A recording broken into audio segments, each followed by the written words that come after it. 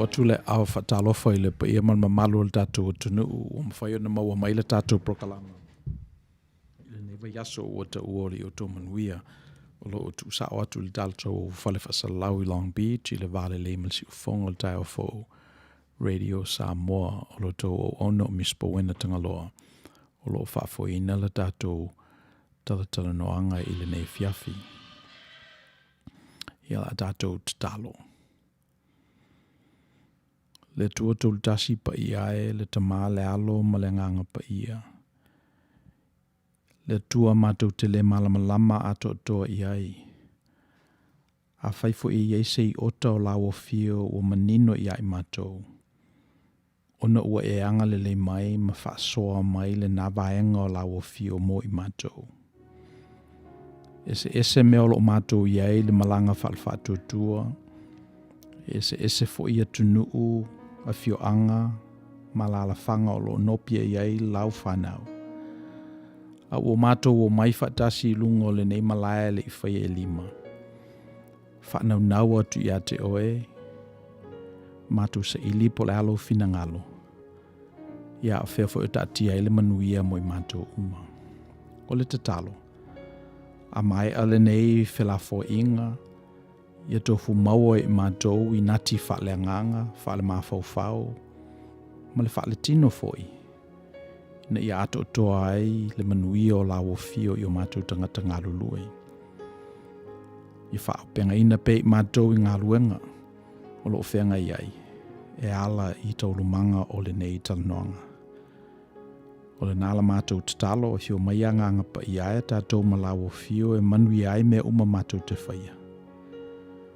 O mātou wole atu ala il suafo Yesu Keriso le li imal faola. Amen.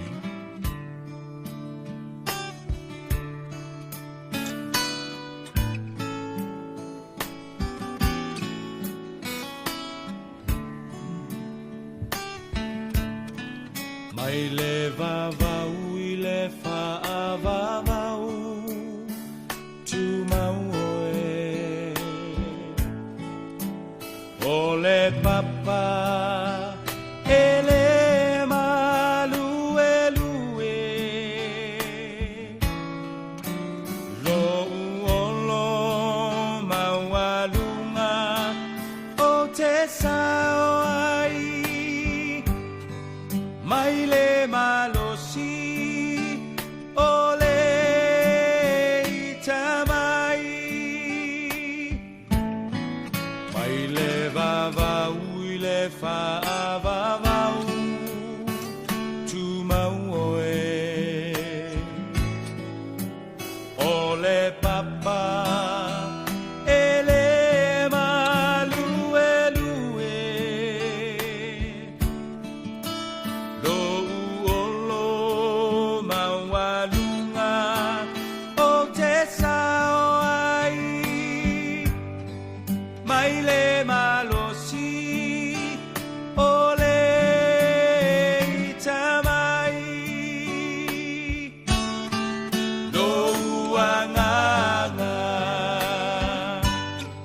whamanu ma whawhetai o le atua o le vavau na te umau oe si ia e lo leo malanga elelei oe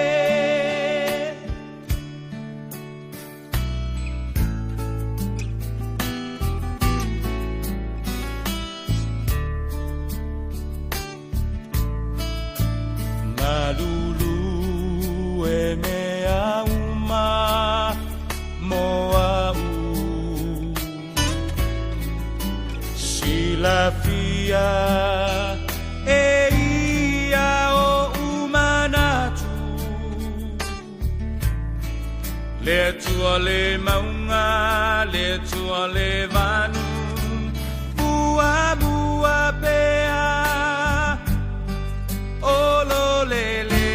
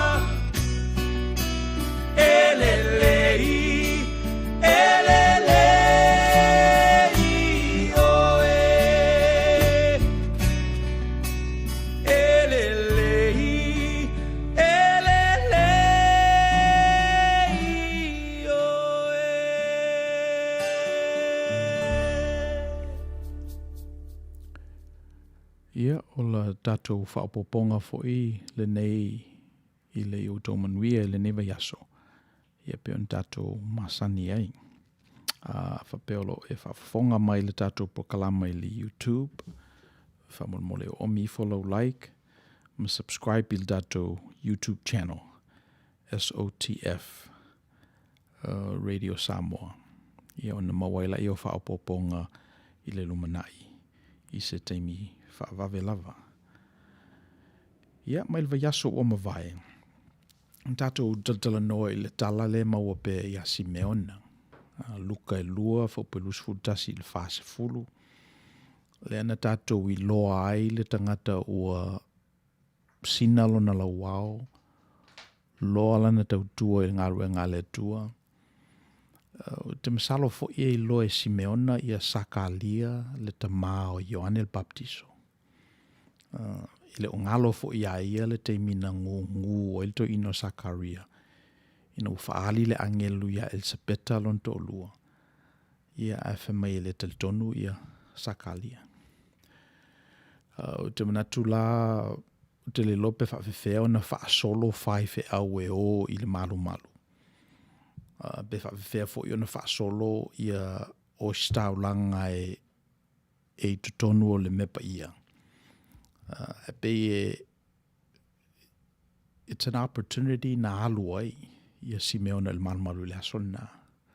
Lo wingo tala e pese I e fautua e le anganga tangata I le space lea. Wa o le tuula le anganga pa ia na tu ia Simeona. E whapea e leo o le oti ate o se vanga nā ua e va ai I le pepe o le whaalutanga. E le tōla o manawa si vanga nā ua e loke riso. Ia, nā la tuala I o Simeona I le aso nā o atulo Maria ma. Iosefa vatul tama e whaile taulanga o le whaama maina. Taulanga le masani o na whai masalo po le masina. Masina ma le afa taluna na ola le tina. E se mane lo le peritome le whaile I le po valu. O le taulanga la le tutongi ai ia le temple tax. Mwhai ala na ave il tamai oti pol tamai mamoe le po na e whai ai il taulanga. E mo mali ama Iosefa o la ainga tau amatamata.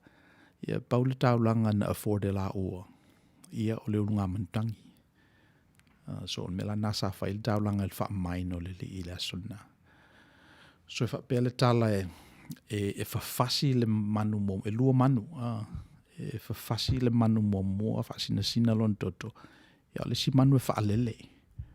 E whapena le tradition a tangata ia. E whapela le tala o le toto lea e malingi lungo o le whatawhaitaulanga. A susunu I le afi o lona na namu. E fia I le tua.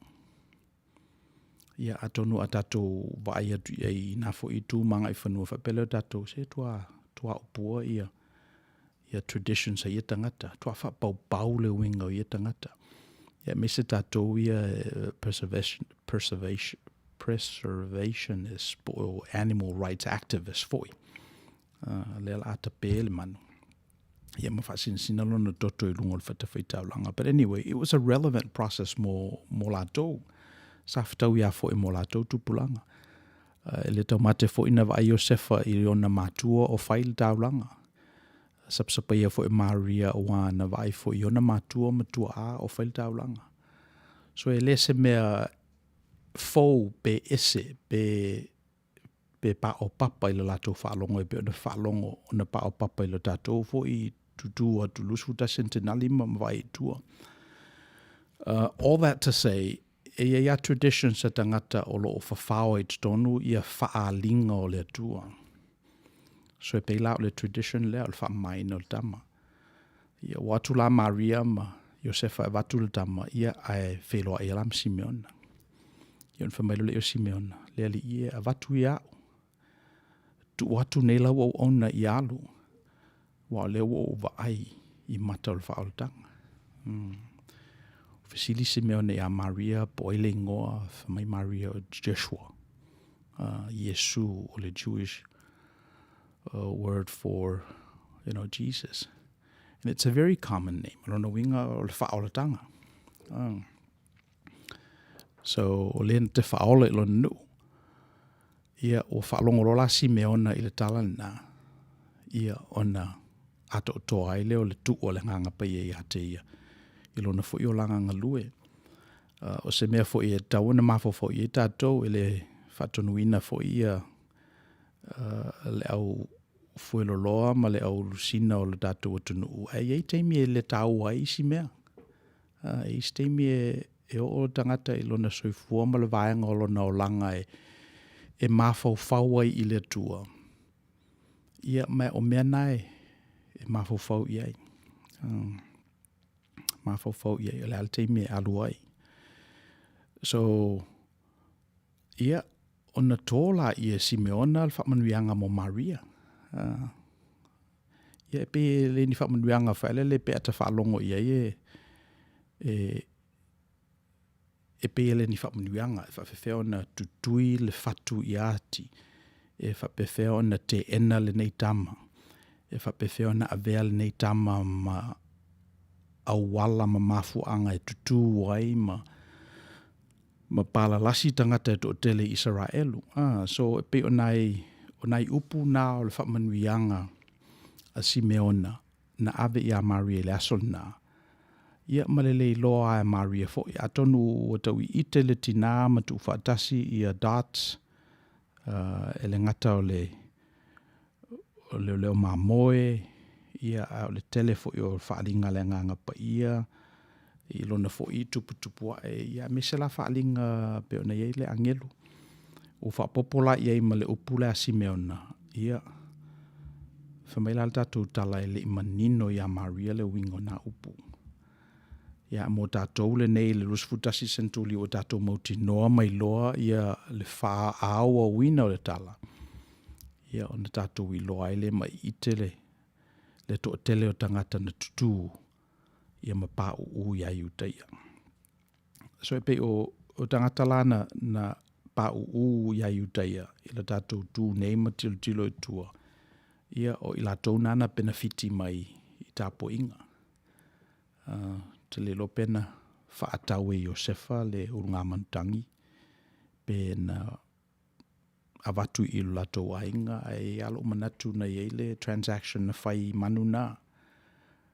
Ele ngatala ia Iosefa ia whapefo I la tau o lo malanga ma mau atu. Mai isi tuo le lalolangi I na ona po. E avela la tau taulanga ma la tau whaatue I le tua Yerusalema. O le toi whaia mea nā e o mai lava le teimi nei. Masalo pena le onos fulu tau sanga talu ona mawai ese ia kiriso ia e le toi whaia lo tapo inga na. Leisi vaenga na tato manatu o le o toi whaau wina o la fonga ia ma le role tangata o la fonga. O le si mea sa tātou mawhawhau I raso o mawai o ta mau ainga ma tangata mau mea.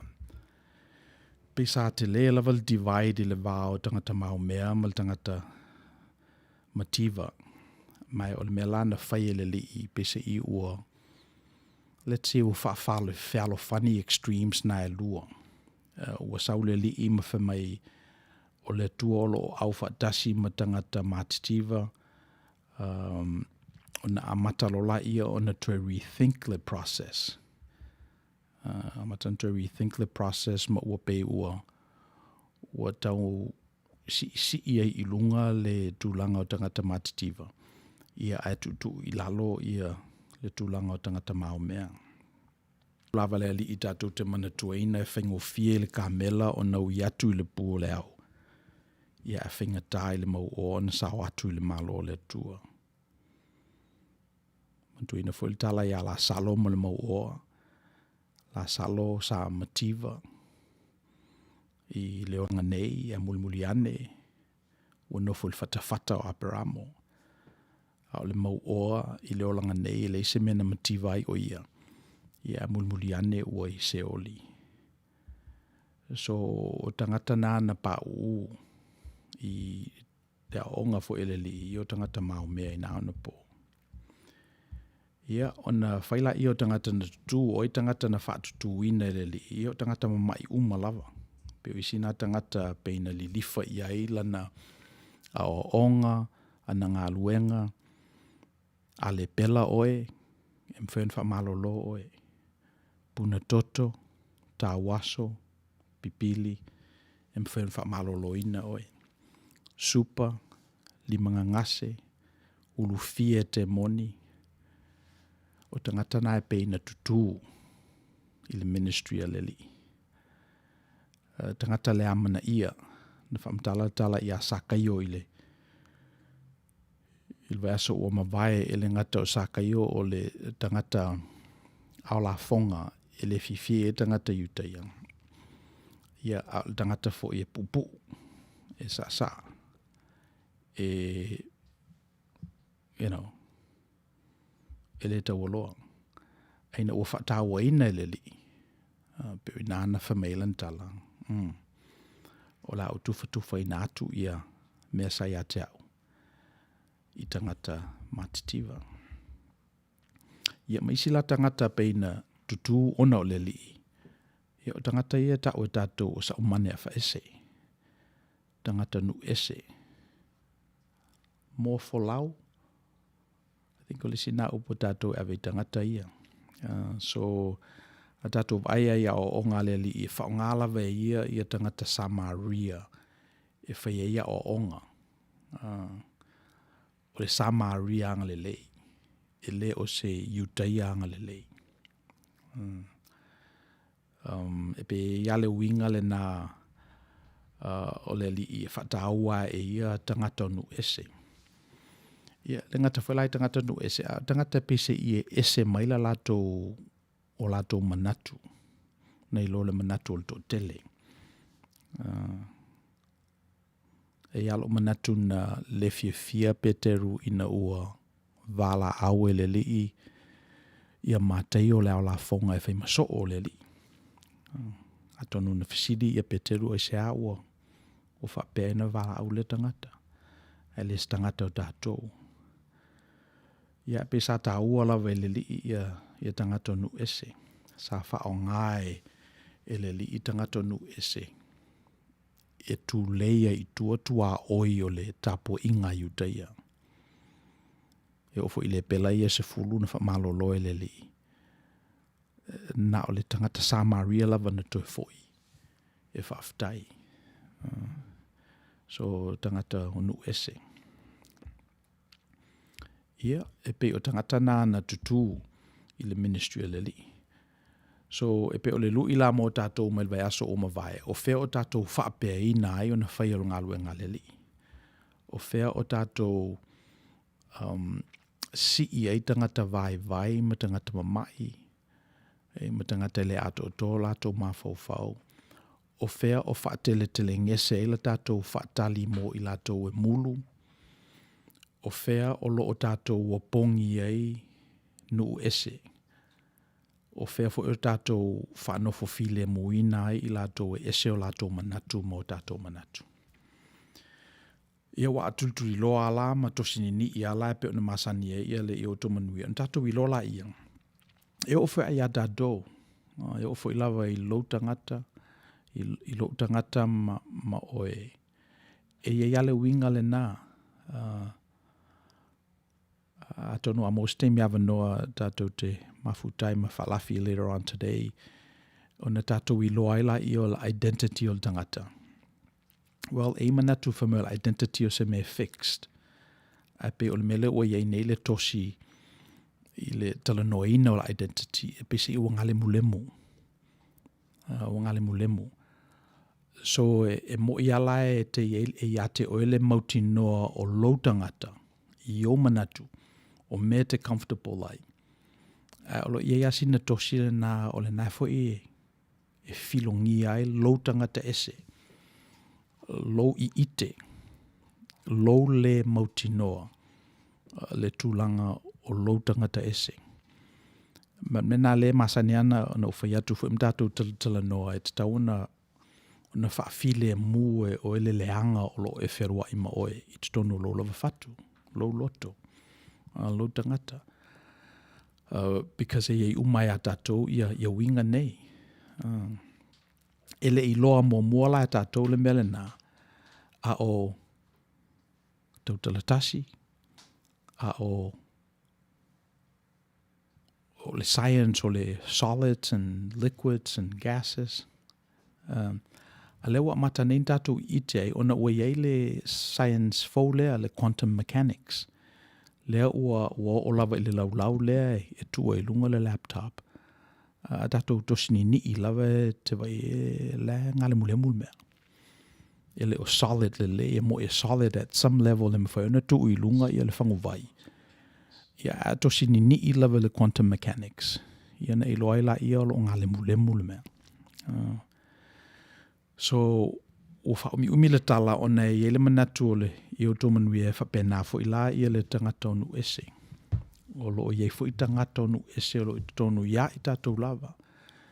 And to the extent that we're able to be comfortable in our skin, to be able to welcome that stranger that's within us, then we'll be able to extend that work to others and those outside our sphere. So, ola tātou proklama na I le verso o mawai.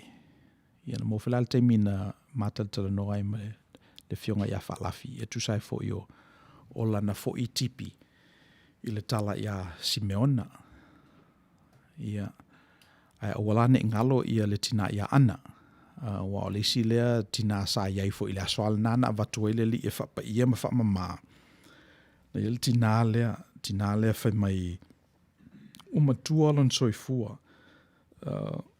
Na nofo la I titi lava I lona to olua. Ele umiana na nofo e maliu loa ia le to olua o ana. Ia ona nofo fuala I o ana ia tausanga e tele. O le mela sa whai e ana ina ia ola ai ma survive ai. Ia o le halu le maru. Anga le lei e tangata e pe o Simeona, Sakalia, le o whainga aluenga. Ia, e pe o le silea tangata, na ola mai lai tino manu nei, I tungase ma mea ano, ma mea lolo ia watu I tangata whaila, latu daulanga. Awa e pe o le mena e somalia niu a ati ai ia le melea, ona o le pelu e whatau ma ai ona I tū, o le rom fia e pe ona tā ua e whai e vangalia. O le pelu e tui I ati e le whatu. Awa o isi tangata na safa ina ua le o toi whaia tā ulanga I le malu. Ia o tangata pe o ana. So o le mena e se whinga tā ai o le ngā luenga lea. Leanga e le mawhai ona le mawhai ona sasau le pelu le nā.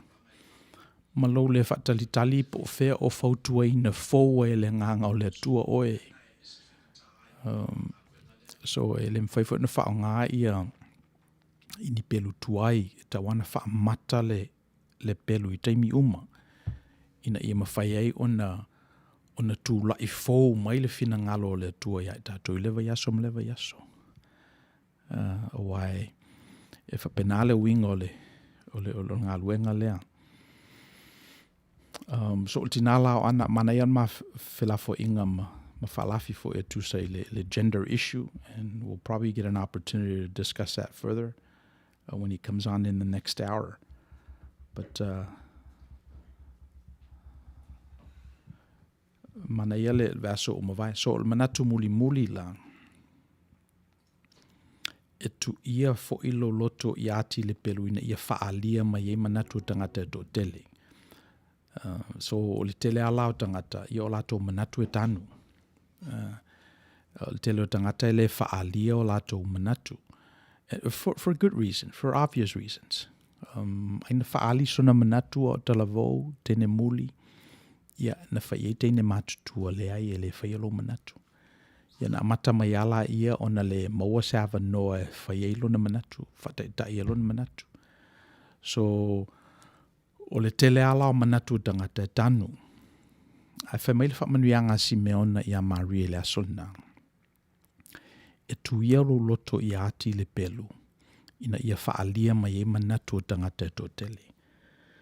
So lo wingo le tala, o le tūlai mai o Yesu, o le tūlai mai o le loko o liu tino tangata, o le tūlai mai o le tamale e whai mawhaaola o lona nuu, e whaalia ai mata upu onga o le soifua ma le ulanga o le tangata. Mata upu onga e le mawhai ona e lea yeisa opinion. It's either you hate it or you love it. It's either you're for it or against it, right?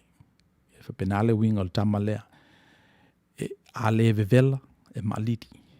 E le mawhai ona e whaaleo ngolua ai issues here debate e le li o Yesu ma mai luma. E le ngata lai teimi fu o whaila na ngaluenga. Ia whapei fu ona fautuaina e lona nganga pa i e ho mai lava le teimi nei.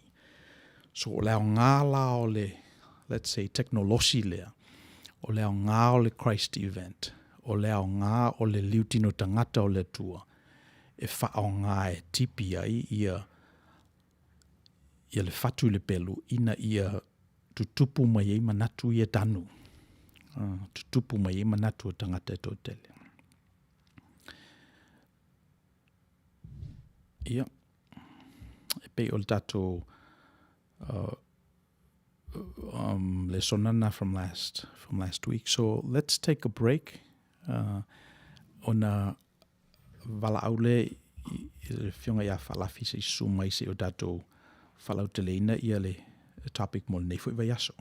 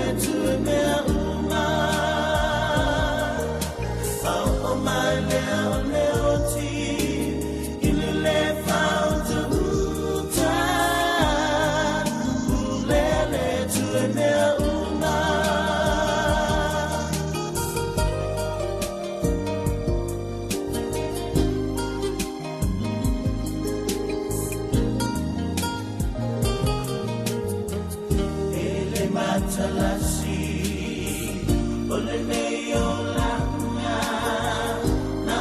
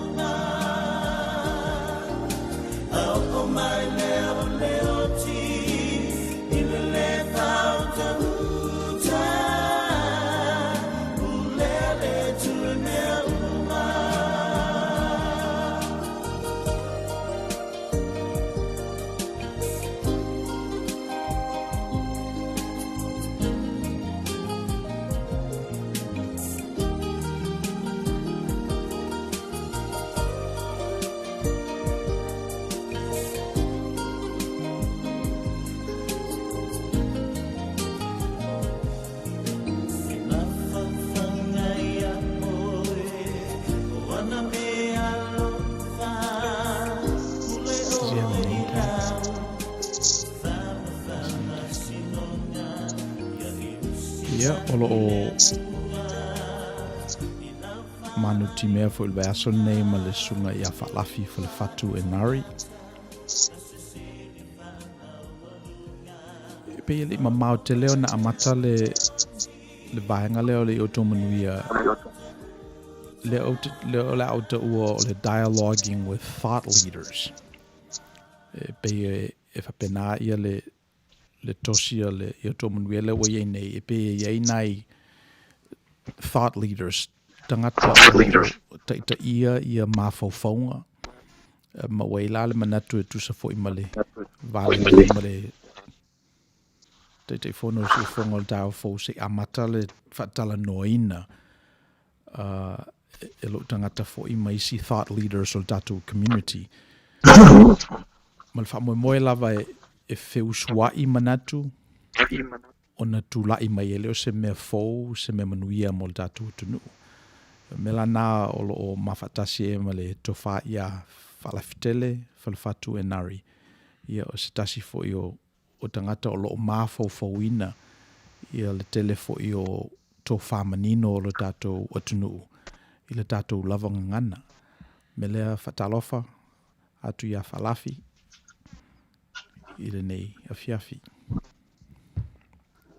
Ja, whatalofa ko, talofa tu stunga misi. E fo Rweverend tatu proklami, ki ona masini advance tetas. Whatalofa tu foi, pa ia malu, o le atunu, e lava le tafa o le lalangi nei o e whafonga mao mai tatu whasalonga. Ia, mai Samoa nei, atu to uma talofa lava. Msalo e to tele ia laufia silafia na ne whau mai malua. Le ang whawhaiwhi au I malua. Te msalo e le to tele lato silafia na amata e lau sunga I le youth ministry on suicide prevention with awareness programs to the schools, church and village community. Suicide prevention. O vai atu lau bio. You want to say something about that? Yeah. That's it's a very interesting topic. When you see, the thing no whalongo more in Talalea, Vapel Samoa has one of the highest rates of suicide in the world. Or Australia. The thing Australia. All I tell you whalongo, Samato ile menafai. Ele to tell la mato Samoa sayai. Au whalongo tu whamatala I tēne le si tēne Samoa tangata lato group. Ia no mawhawhawa lea. I se mena e ona Tagaloa ai mea. I se sao na whamatala. Ia te awa ia, e le se mea whapena I Samoa. O le tanopo le awhi se lau fitu. Le fitu ono pea. Fitu fitu. Ia, o so atu leo ututu I talane o whalongolongo. Ai ale o talama. Ale talanoa ana tēne lea ile. Ile mtaupu lea. Umalo lea me ese o whatua. E sao nata. A le uso la tēne le forma I ni Samoa.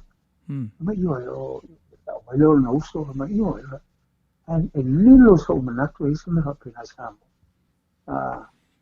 Ia, no, na ngata le na. Ia ase si mena. To foi mai la I le mensawele I marua. Le iwa tolu. So you're talking about 20 years later. Au sao tau no mai ni Samoa. Au whalong. Lai lungo le tio. Ia le tala lea. Matala no antangata. O lea.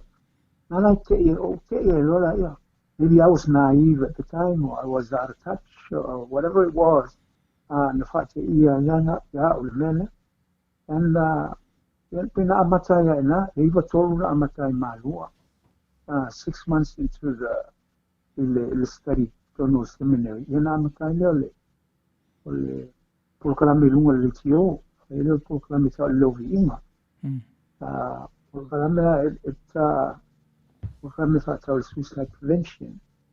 Ia, rauhitai fola na mola manoa. Ia ve pulkalami tata New Zealand. Ma Australia, na o to in America po kalame. Mai ana liba toru, and we did it mamai malua a team. We had a team of young people. No walula a maita ia tamaiti. Mai au talavo ese. Au talavo le kalesia sufitu, mamona, katoliko. Ia tofu ale kalesia ki tono Samoa ma se tamaiti te whaiele youth team lea. A matovola whasota inu. Whaingofia ta lia no ona lea iele lato tamaiti te tono. And we took the program to the schools, to the churches. If I learn matupuro kalame ya onga uma, all the high schools in Samoa, there's I have 36 or 38. When we go at the beginning of the year, Mount Talanoa in the year 9, or year 9 built a the primary, year 8. Transition at the year 9. When forward committee, it's a new environment for them. They've got to make new friends. Village schools. But once you go to district schools, so we go at the beginning of the year. To the year 9, talking to them about how to make new friends, set them comfortable. And I'll tell to the year 13 before they leave, either go find a job or they go to the NUS. And how I learned if I can now, Mato Maruna. You know, yeah, no. You are fast guy, what I want to learn. Well, the target group la o the metiers furu tol sulfata usanga. El matu the teenagers. Oi. El mato manel facility there's a fangu mai la monal. El mato mea na fai our theme was to fight and create an environment what's the word? Environment on all committee to lango le stress, but when you handle usually when you make these decisions, you're on your own. So we try to talk to them in a situation where they are on their own. And no sa easy si fa so yai. Ai se fa fita uli para no lo tina po lo tama. Ave lo tina po lo tama ele mafua anga le mea naite le fiafia. There's always the fight out. There's always the fight out. O ngā luenga na le fight out. Whamtaltala la iwa pena o sina o aonga. Tara noa ila o whai aonga. Yeah. Nei fwere te mina na mawhawhawa i Outou Manuia i le child development. Le te mi le matutua I tameti o na matara there's prepubescent stage I tameti valai whaele le tama malteine. Le amatai na oso ia le tino o taule lea. Yeah, amata fo ina fail palpala se tulo o teine. So po inala amatai na valai la ia mena. Yeah, they go through a lot of stress psychologically, emotionally, and biologically. Ale le leila le fa no ina o na swinga na. Yeah, e mafaya ona mafo la to se, let's say, permanent solution to a temporary problem. Pe on mena le sa mafo so afaftai mo nga ruenga le lei. Afaftai mo nga ruenga le lei o le fo auto tick fo ilunga ia le suicide rate of teenagers, especially during the COVID. So or mena o manatuaina I low credentials. Ia lau ngā ruenga na na whai. Whaftai lava. Listen to man, misi na whaonga. O le manatua o leo o broadcast el proclame I New Zealand Australia. Sa mawhai ana mato a vel proclame na suhaleili. E tau nuula I New Zealand Australia. Ia ona kuria lole I radio stations. So when they hear it on Sunday in New Zealand, Australia, they're hearing on the same day here in Samoa. I find mato poem competition to see mai solo tamai. I awala manatu pui le pule. And it's very interesting to hear young people and their thoughts.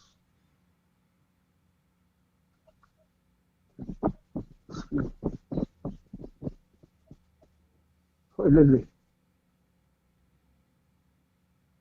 Tagaloa le tamati.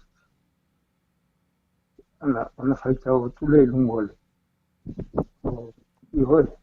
Ito sa fangu mais mea malaioli.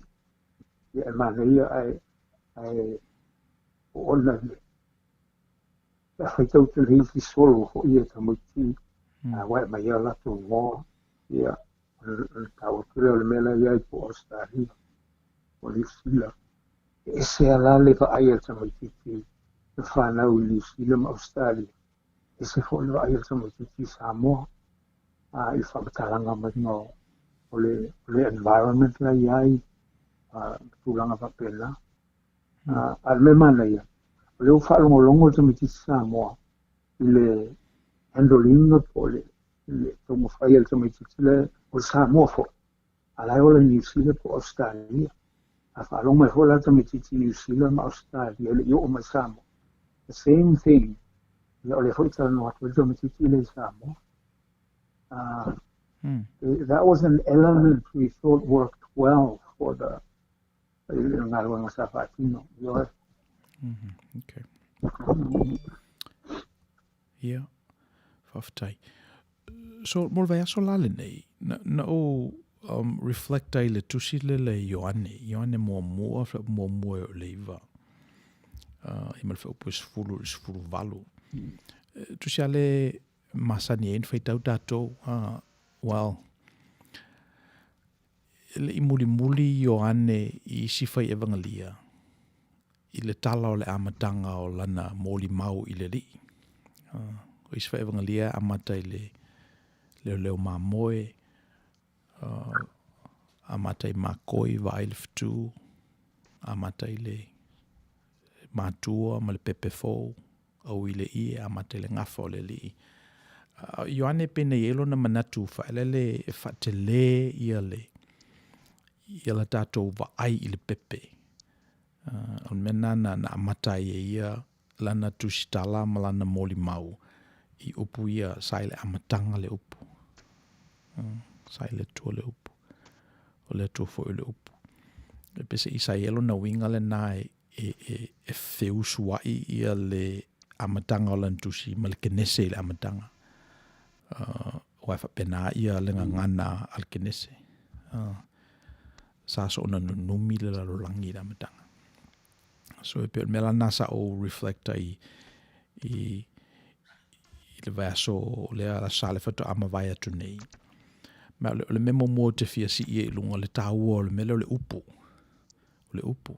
O le upu e tu whaatasi e mawai fua I upu.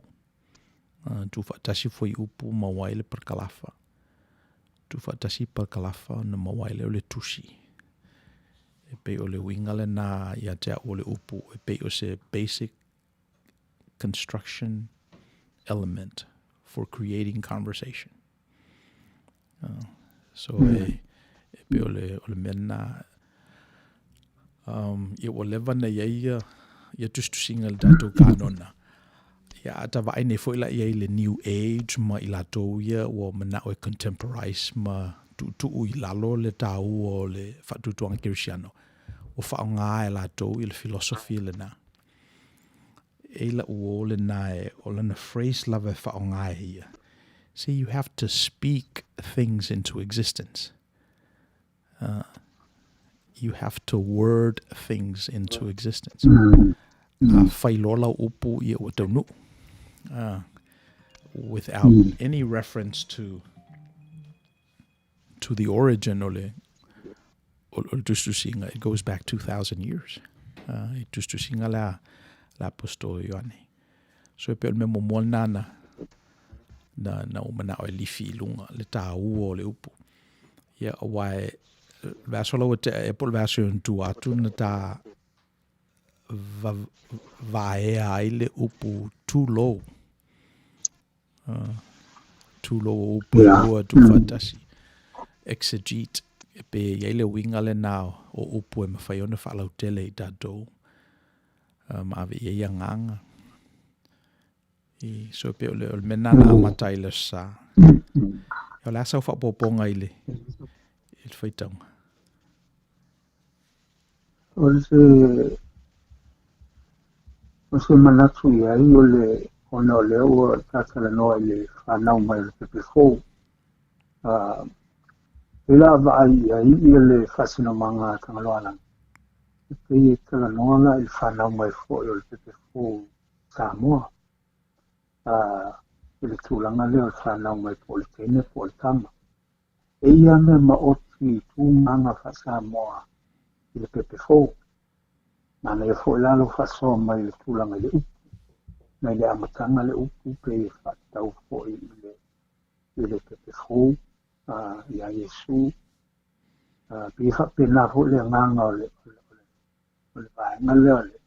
Anganu le wha Samoa. Pea a whanau mele pepe.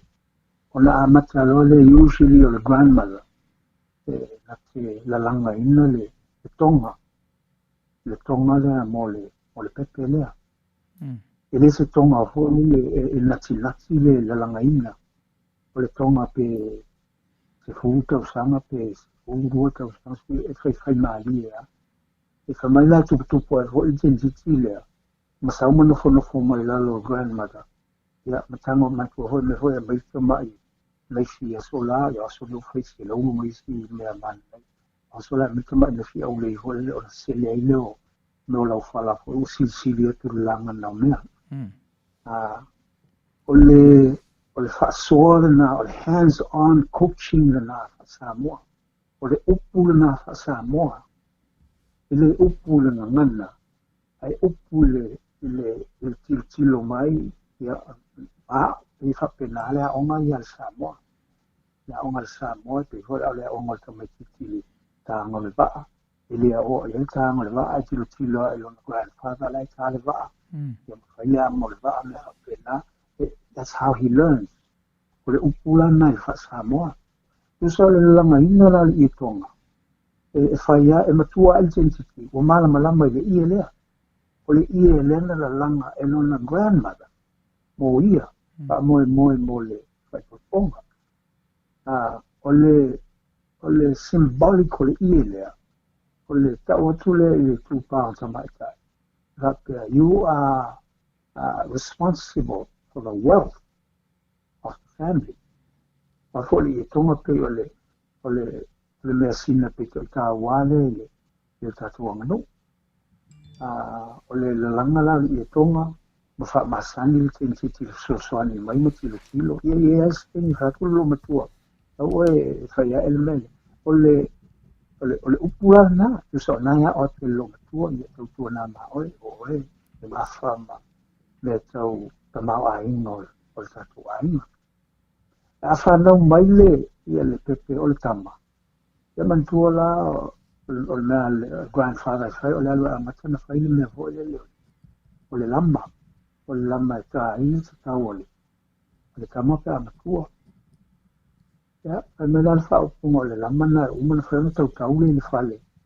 Ia, pe o le kama I ona pōla, pe se furu ono pe furu fitu on tau sanga le tāle o lana pea. Albari la, ona o le pea, o le tatau, pe ikulo. Antua foi la o ata patterns, mea umai le pea. Io nala ta otto el fa mtalanga o sui fuanga o Samoa. E le tele so malama ya na nela iki tu mantua. O le mele fa mai fa malama mai ris fa fa au ya. O meio o pe ai luma I lua ta mua. E la tula tua. E le se ta muri o le o la. Uzana ta uma le kama. O e te bafa mal ai no le ai. You are the steward, the guard and la security o ama o tau mola yolva no winga o lau tau tuore na e te le loso le muri ia te o nai mena a baila ele te ona sa no misi le tulanga o le upu the word was at the beginning for el whanau mai Yesu Elisa mamao melena. There's no word in the sense that it is spoken. It's all hands-on.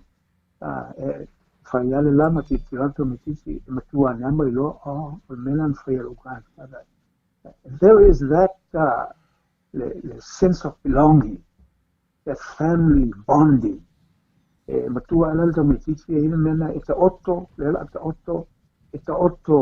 o lela la vatul mele ita tonu lona tino al men sa uni lona grandfather maile ita mina fa now maile so the mena ita tonu no very sacred lo mana sacred el spirituality la na le manu toma faile fasina mangai le fasina gunga yai alo kele moldas po Yo pe weta wala le tonga o le mesina dato. Wa mo mato wala ye fafo e pese i o le mesina le nei tunu o le lato tala. O le ala se, let's say, o le ala se fatufunganga e fai e tangata le fafo pe afa pea o le mesina o le tala e pale whenga e ma le fatufunganga o le tangata Samoa o lo existi tonu le Tagaloa tradition. Ile le vatul se le ulu e tipi e le lau fala e fai e le la langa e so e pe me le tom fai so I'm trying to take the two cultures and try to meld, take the best of each and juxtapose it over others. E pe mena le te so I get le melena, I get le mesina sa Samoa a mataro lava on a whanau do lava se teina na matarona la langa le ie. A whanau le tamatane i ona whaileo le lama. For those in diaspora, whawhewhena migrate mai some of those values i mele matu te iei.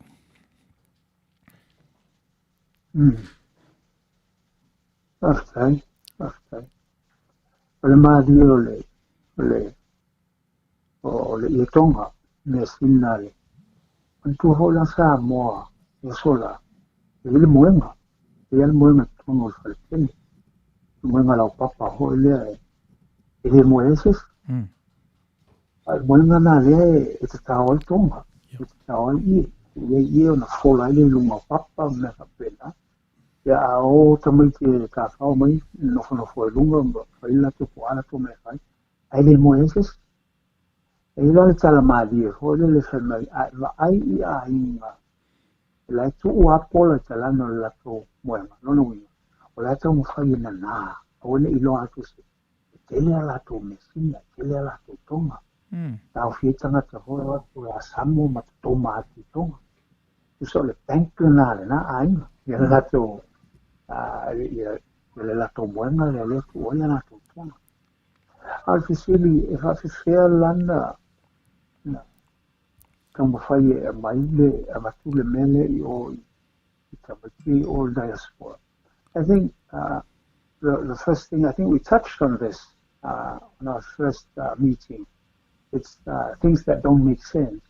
I think we touched on that, and we touched on things that about understanding. It's very important that you understand.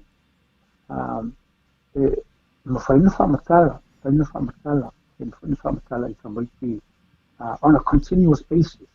Mena le tong fa ye fasil manga. Ala no ala ma tau long pea. I mena na sau long on Facebook about 2 months ago. Ole man na ye me pisi tala na fai. Ole pisi a little Samoan soap opera. Ele fafine malana tama o lana tama fai pui pos Filipino e pol palangino tolu. Ale no foti fine malana fana kine tolu. Ale no fo mai ole brother malana tolu. Ole la fai le dialogue le mana o fine mai tu pe ave fai le mai samo. Tanglo le tama mai tu. Ase tu fine le la. Ya la fai mai tu Tamalia. It's like a play on Facebook. As I mentioned, Tamalia. Pawana le tupe mafatia. Ang ole me ya tulolo mtu. Mo lo wai. Ya ole Maria. A response is a tangata. A response to lungo ole. Tele la tangata na watu e mafulia la mona tangata. Fasta yo na wa watu ya. Se tupe. Tele tangata ya vai tu le ngana la fa ngai o pulanga, I would say 27 to 35 or 22 to thereabouts, the age group. But pela e mafuli le na. Fasta yo na avatu le. Saula leo le li pe o ia e tonu o fa la tonga le na mai le soap opera le. Fa mala malama le mai le tulanga le. Fa o soi fuanga yo sa mo o tautua. O tautua. Aua leo le awala tau ki tautua i sa mo. O se selen. Se selen ia. Kasili mai la lo tina i le mea rake a le toswani. Ya. E tau wana fai. Ono le li la le fai al tala. E la ki pamai. Ya. E la tu fo tu ala lo le Outou Manuia. Le hafo le o matou mafatia. Ia tau talia. O le manaia le na o le mea misi. Because now the dialogue is open, the conversation is started, and that's what we hope to continue. Le whasinamanga. Pe ona isa no le sotanga la le mele. Ia pi fa pena le wa mata conversation le wa. Ia o taana le langainana o le fala o le etonga. Ia. Le whainga fona le mole ai no le pe. Ia. So, ese le tele o me tauntatala no ai, a whaalafi. But let's just stick i le mele o le yoane momua. Awa o le upu la so o male o le tua fo i le upu, right? O ia lava sai le tua i le amatanga. So e pe i le winga le nao yoane e mana o e whai atu o le tama lea na whanau mai. Le na ia le amatanga. Le tama lea pepe le whanau mai nei mai le tina. E talalo na ngawha i oi le amatanga i na o whato anu numi le lalolangi. O ia le sa whaua le lalolangi whatasi ma le tua. Which is, it's a very interesting thought. And I'm sure for iolo o iai nai manatu whapena i la tatou tradition. Ia ele I lava iai ona tosi. A wafo iai. Ia e tala lasi le tunu o wa leisi le na metaphor e elo manatu na fai e tātou ina i wha nofo fi le muai ia manatu e lua petoru ese. O na fai lola ia o le nganga nā le tunu e peise I e tipi e le tumu o le maunga. E whai mai e tala lasi le tunu. O sia mātou sia tala. O sia mātou sia tala I le awa. So e lo manatu e le winga le nā o le yoane lea. E le winga nā o le yoane lea. E mo I o le whanau le tamai I. E mo I o le tātou tala lea. Ia e mamao lava le alu o le ngawha lea. O ia lava sai le tua le amatanga. Na ia whaia mea umalava. E le aifu I se mea e tasi na whaia le I whaia e ia. Sai a te ia le ola. O le ola fo I le malama leo tangata. So I'm thinking ro tau mawhai yoane. It describe I mea whaingalu, e whaonga mea whaingalu e ngai bito sili o na blunt. E wha malama ai le whesota inga o le tangata ma le tua. E tau tui umata tau. E pe o le mele le tau mwhai o ane whai. Tau mwhai e tu whaasino tātou I le amatanga I le kenese o mea uma. So we si ia la le mena I tonga, mesina, lama, tamatane, stewardship, security. Ia pisa ia e te tawa ona tasi se whatumtumungo mena, e tauna tasi se me sa wai mena. And even in the diaspora where wo fise tai ia mesina, wale o toe taua ni tonga. Even in the diaspora, wale o toe taua ia palapala malo. But e yalo lato sota ingala na with source. And I'm trying to figure out pele o tradition na Tagaloa o tau mwhaie e te tulia. Ai ona o le matatupa o tā me whainga ruenga o ngā ngana ma upu. O le mafu angana wala iona pe e patu ia le sau o le whaalinga. I'm just wondering. Awa o le mela leo te iloa nei, o lo o wheu suai ia le mea sina le tunu ule nei. And what I think o le mea sina a le tua o le taimi. O le mea sina a le tua o le taimi.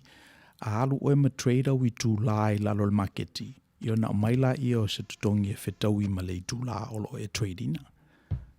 Sfulu lima tā lai le tu la, lo sfulu tā lai le tu la. O tupe lana, e mawhai ona whaatau wai le mea sina. E mawhai o whao ngai, wa ole o ngā lawal nā o le tupe. E pe ona e sao noa nei le teimi na whao ngai e tātou ie as money. E trade e whaelele value. E whawhaoanga i le value. Me whalana lena leo whai nei le tala Amerika. O le ngata lai le nei atunu u just. A le whala o whaonga le tala Amerika as a universal currency. Le whawhata wa i e market te tele langi. It's the reserve, the universal reserve currency.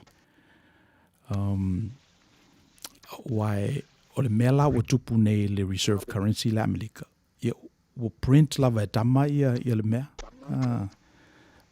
Le pandemic lena tupu nei tu leia i le Federal Reserve le tolu i le 5 triliona le awhai o te tala i le marketi. A o le economy lava la Amerika ia na tolu triliona i le tausanga. So in the last 9 months, wa double ema triple le awhai o tala o i whafole o le marketi nei lo le mena i momua. My point la, wa matana swavaia, wa matana reduce the value of dollar. And it's very evident in te milena na waia tua ia tupe le vaso o mawai. O pa o mai lava mai le 2.69 le exchange rate. Le o 2.23 le nana sui e tupe te luai. Le winga lao le tala. Wa matana vai le tala Amerika. Ona ua debase lo na value in ua tele tala Amerika o lo tau fetulie e pue ia products and services limited. So all that to say, perhaps solo yese me duato me it's tawana tato iloa malamalama ite iai faisa tato komeni tato tilo iai. I'm thinking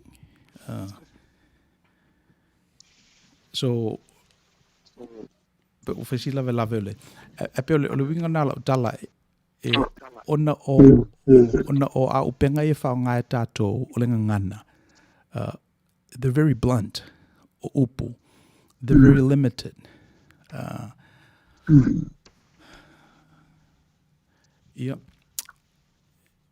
pe tato ko me we lungo tato go ahead Falafi. Il venava sanguai, moniao, au tutoi foi tu il satanonga le muamua. Le ngalo ni ka umenta talo, le satanonga melole, o le sui le fingomea, le sui farai. Il venala pe fingol sua, o le toi mauale. Mesa e sola, mantua o sua e sola e asa e se tupe. Mea o mai fatino i mea mai le palamalo mai mea sto mea mai tatu whanua.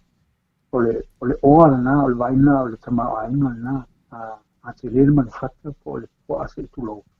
Ia o se suat, e lana. Te asa e ni manpa, e watu le niu, e le momo noa i se tupe. Ia laupe o whasanga fo le le fia ma le ona whapenana pule i o tupe. Ia ele ni mea fo i o le trailer a watue ia le pamasi ma le papapisu poma. Ia le nina mea au lau tusa lau sui le whaingo mea. Alai tu mawai whaai. Ona o le ni mea fo e whatino i nei na le mea o tō papa a awa. Ona fulu tupe loa lea. A pe fo telo mei ona ponera pe ia. On se mai ala matutong fai atu. Lau sua tal sua nei ua paliu tupe. Ia, tupe la matuleo le o le afo o le tutus. Tusa la o la ai le whaaloalo ma le tanganga ma le naunau ta inga. Ile tatua manu. O le ini me whaatino ai. O le mele o te mau ainga le leo matu o lai matu tengi nei. O na mai lolo mena whaatino ai. So, o la lai mau whaalai. Mea whaalai. O le whaio mele lei. O le connect. We don't have the pigs. We don't have the chickens. We don't have the lauias. We don't have but we have something representative of those. Ia telefoi la na o isi le fia o te lea o isi mea e umai al mea na o te utusi ala e wat. Te utusi, isfoi le le se tonga. Na o te utusi a olo pasesel nei, i olo faosol nei. So we're in line. Ele o ngalo ala tato whasamoa. Olai whaia, but we're practicing and executing it in a different manner. But o values ala e, nai ta oto atua iai lalo ma. Whaia inga lei, ma tos ia inga lei, unanga o mahapena. Okay. Let's take a break for si tau whai tau tato I meli o mai.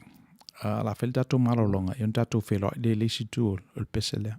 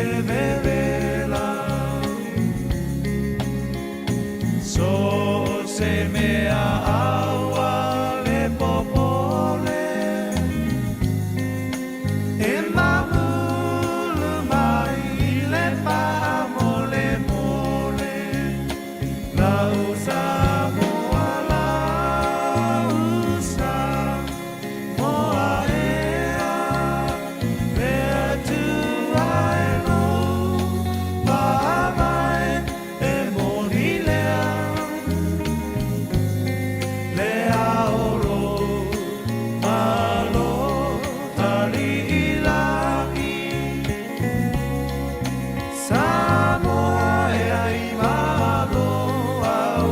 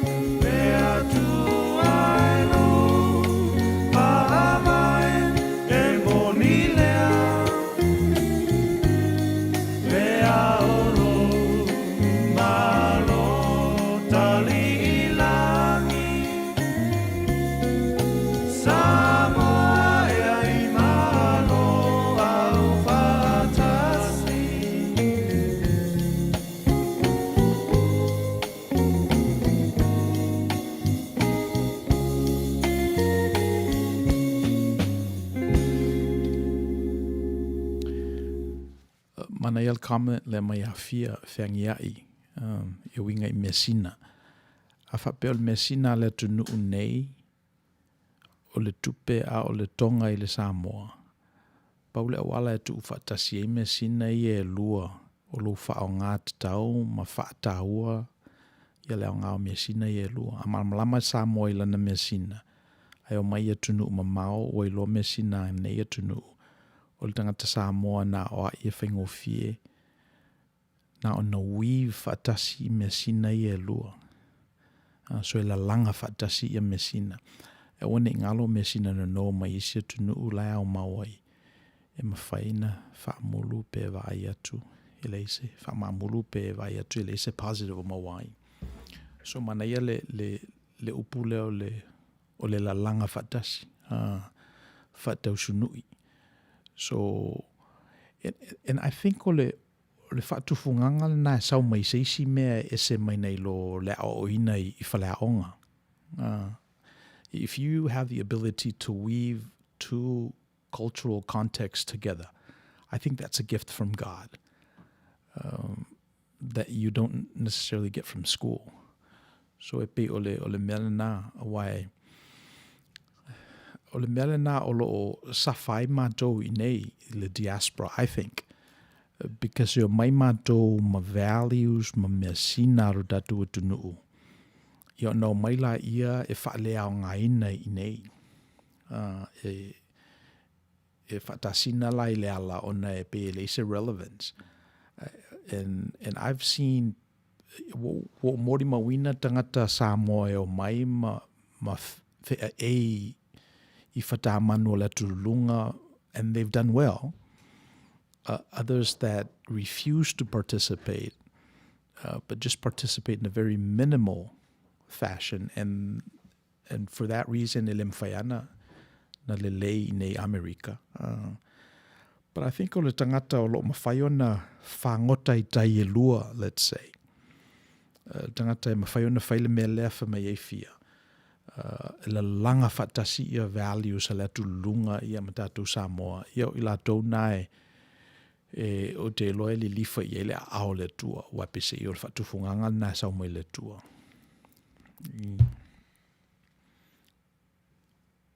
Ia, whaalafi.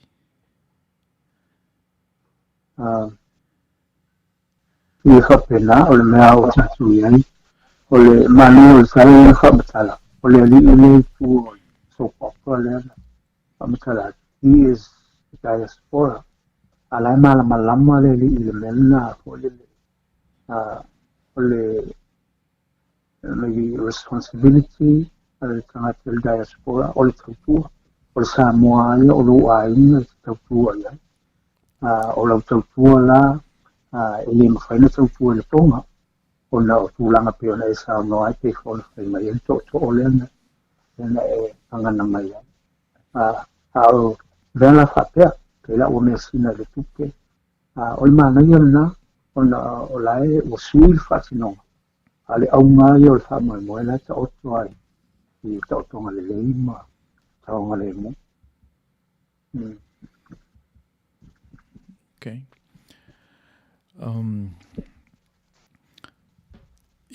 Whaawau pele Ioane Momoa lea, e wai, o le mea ua distinguished nei le COVID-19, le tahua o le ola, pe le sinama natu i le sa. A tonu sa tahua ai tangata fo i le ola, ai ua atili ei ona tahua, maonga, ma uti le ola, ona ua tūlai mai le wha mai lea. So whamaila ia le tātou tuswhaitau. O le ola, o le malama leo tangata. Ia. Atonu o le mele nai whai e le ola, malama ma le ola.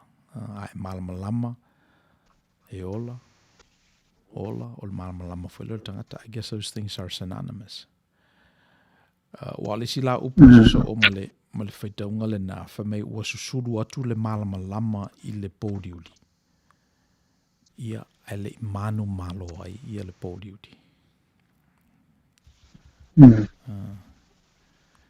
So e pe o le winga le nā o le tau mawhai le nā o Ioane e wha malama le winga o le upu, le winga o le kiriso, le winga o le tangata, le whanau mai i le whawhine, le talalo na ngawhanga i le kenese i le amatanga, le na la whaua whaatasia le lalolangi, ma le atua ma le nganga pa ia.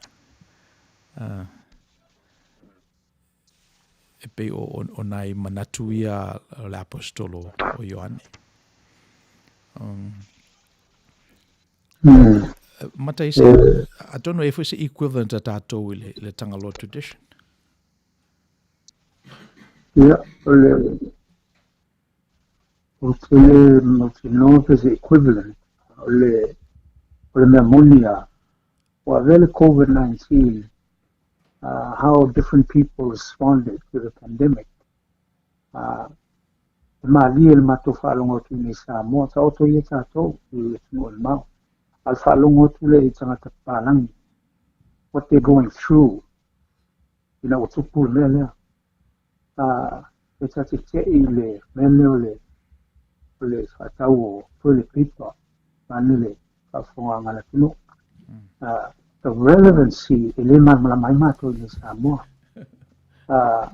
Mato falongo tu le mele, people didn't know what to do.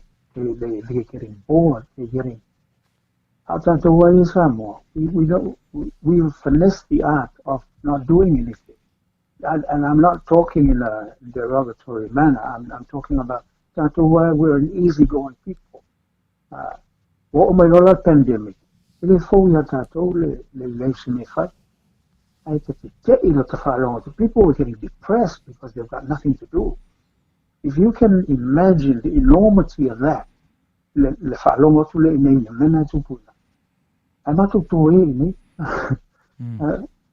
what's that problem? I mean, just relax. Because now you've got 9 to 5, you got to pay this, pay that, the other.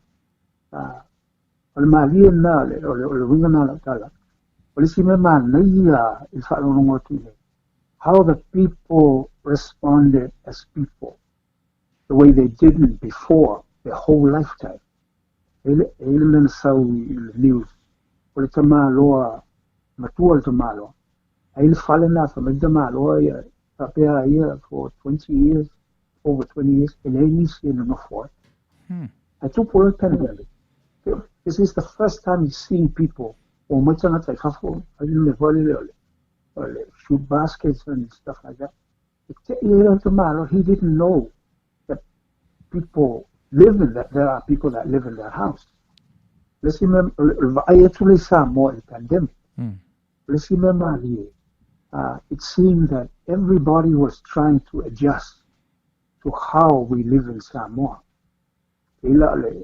Adjust and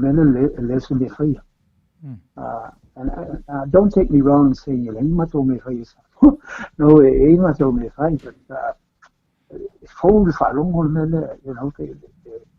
they're depressed, they're going crazy because they don't know what to do with their time. I think it was somewhere in Brazil, was in South America. High rises. I think they're condominium the projects. And for the first time,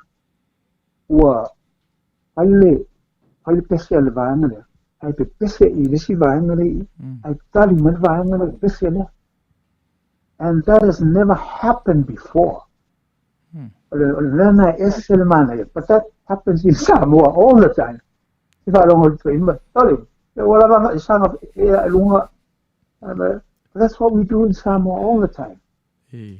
What I'm saying is what we have, what we have, we don't treasure it until in times of difficulty, and people look for a way to address this thing. And this is what they did. They go to how we live.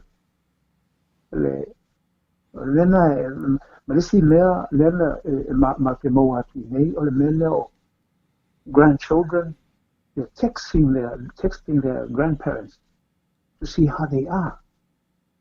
Yeah, so they live for a year, they don't come visit, they don't. And during the pandemic, they were texting, and sometimes they would drop by. And I told me for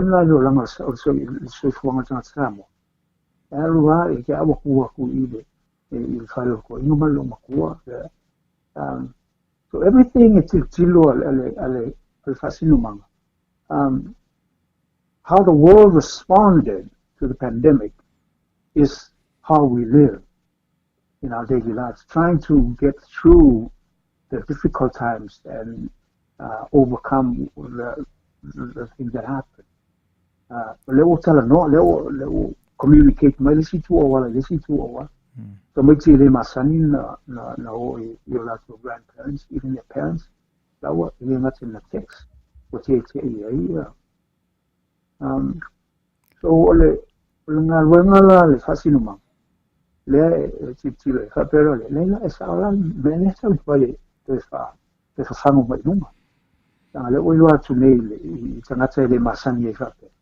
they knew that this is the answer, is to be camaraderie with your neighbors, even people across the street. Let's find a way to connect, communicate. Grandparents,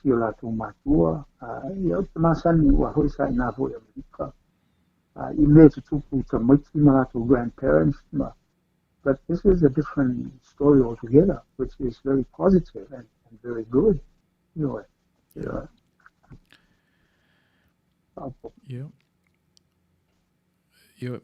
So na whaula I o le whaitau lea. Whamese I whamei o le ola o le malamalama leo tangata. Na whamei la I o le si whaitau e so ai. O na saula I o le malamalama le I o na tangata. Whamei o ane wasau le malamalama, wasau le upu, wasau Yesu I o na tangata. Ia ele talia e o latu tangata. Pe ele winga leo tatou le whalang e describe ina ele melna. E pese ia tatou te loa lava le mea tauna whai. Yeah, for some reason ele whai e tatou. Tatou wa ia tua le malamalama e manu malo I le poliudi. Ia e pe le lifa tatou e poliudi. E pe o le winga na o le ngā luenga le. E ia tangata e le talieina. E i tangata e masarosalo. E i tangata e fia i le pōngisa. E tawana lato i loa ma lato mori mawina le malosi o le malamalama le a ua sau. Ia a fia la vel pōngisa. E upu ia la apostolo Ioane le tusi le o lo tamu whai e wha malamalama le tua o li tino tangata, the incarnation process. And I'm wondering for i pele o i se tipi wha pena i la tātou for i tradition. E mawhai ai o na tautui uma tātou. E tala umalo tātou ngafa i a kenese ma le amatanga o mea uma na whaia. E le fu i se mea o whaia e le i whaia e ia. E le i se mea na whaia e le i whaia e ia. Ia le la wa sau i on tangata. Ia e le i talia o la tu tangata. E whamai la lisi upule nā e so oi. Whamai au i la tau na talia. I la tau na talia le malamalama, talia le ola, le lifanga i le tua ma lona finangalo. Ia, wawe ia i la tau le manuia. O ia i la tau le manuia, o le ale manuia. Wata ua i la tau o whanau o le tua. Lona winga o suli o le malo. O i la tau na whaawa wina. I le finangalo o le tua i le lorangi. Ia na whamaila i e le o le toto na whanau i tangata ia po o le tuina nau fo o le tino. Ia e mai le tua. E pe o le tau mawhainga le nā a Ioane e whamamalama le melea. Le melea ngā le mulemu, le na ngā le mulemu mai ai le amatanga, leo o mai nei alo ngā le mulemu. Ai anga wai e tātou ma tātou a wai i lona wha ngā le mulemu ina i le lalolangi. Whamai Ioane o na incarnate ai leo le tua i le tangata. O na populaila i o fōlinga o le tua o lo whewa i mai tātou. The Imago Dei principle. So e peo le tamu whainga vai nai le sa.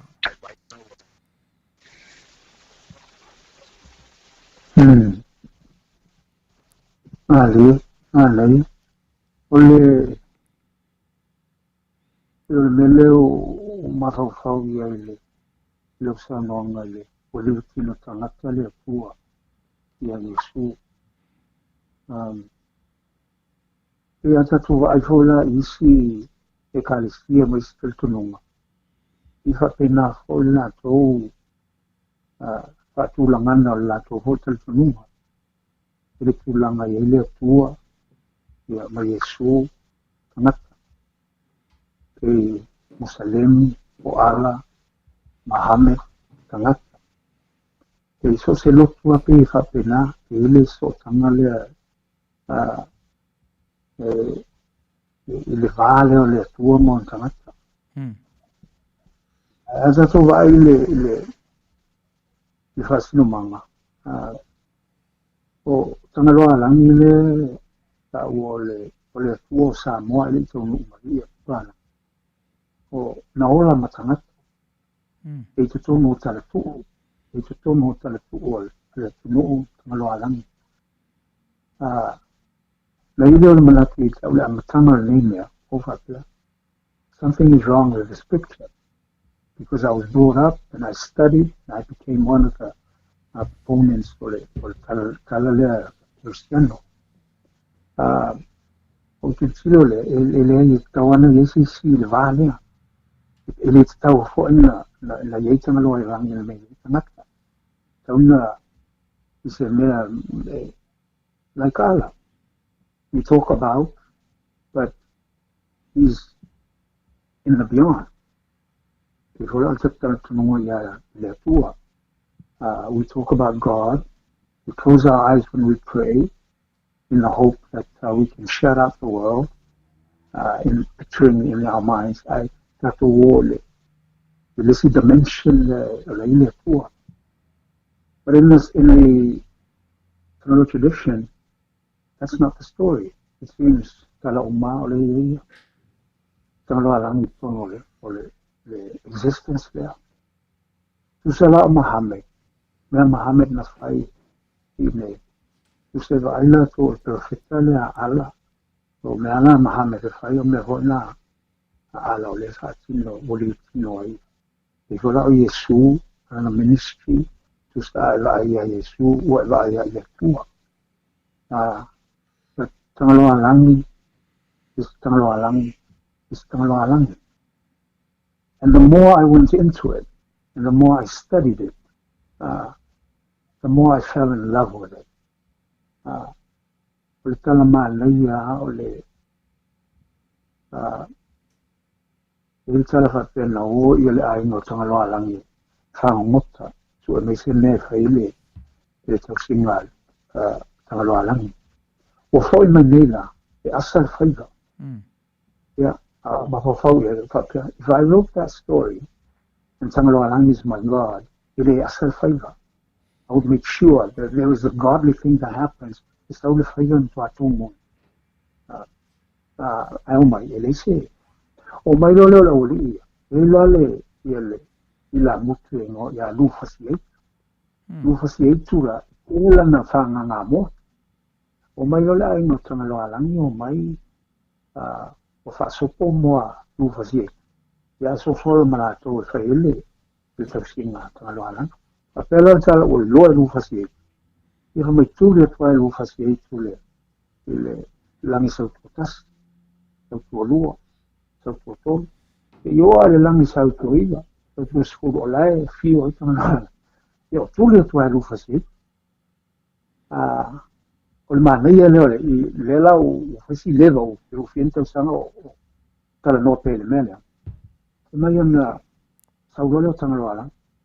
O sau ia lufasiei. E o sau ia le.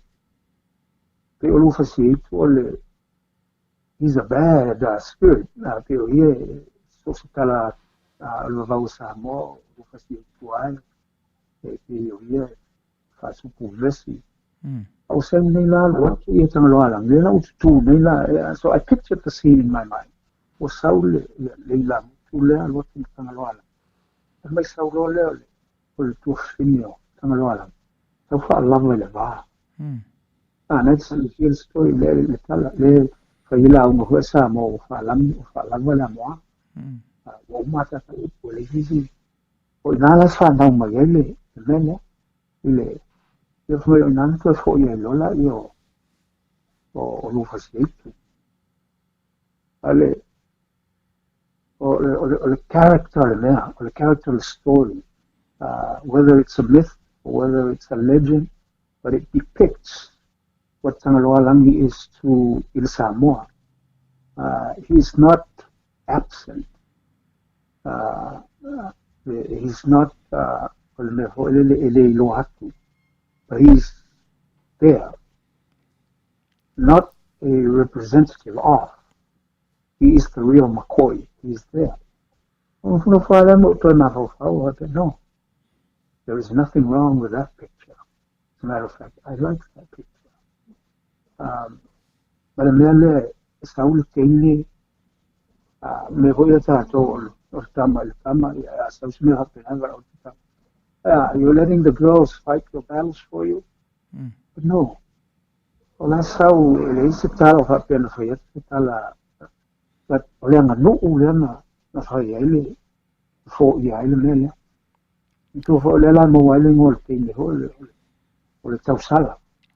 Or the town there. This is the cost of the Sala. The salad. No, we are the element of the and Sawala Lufasi to Ave. Yeah, that's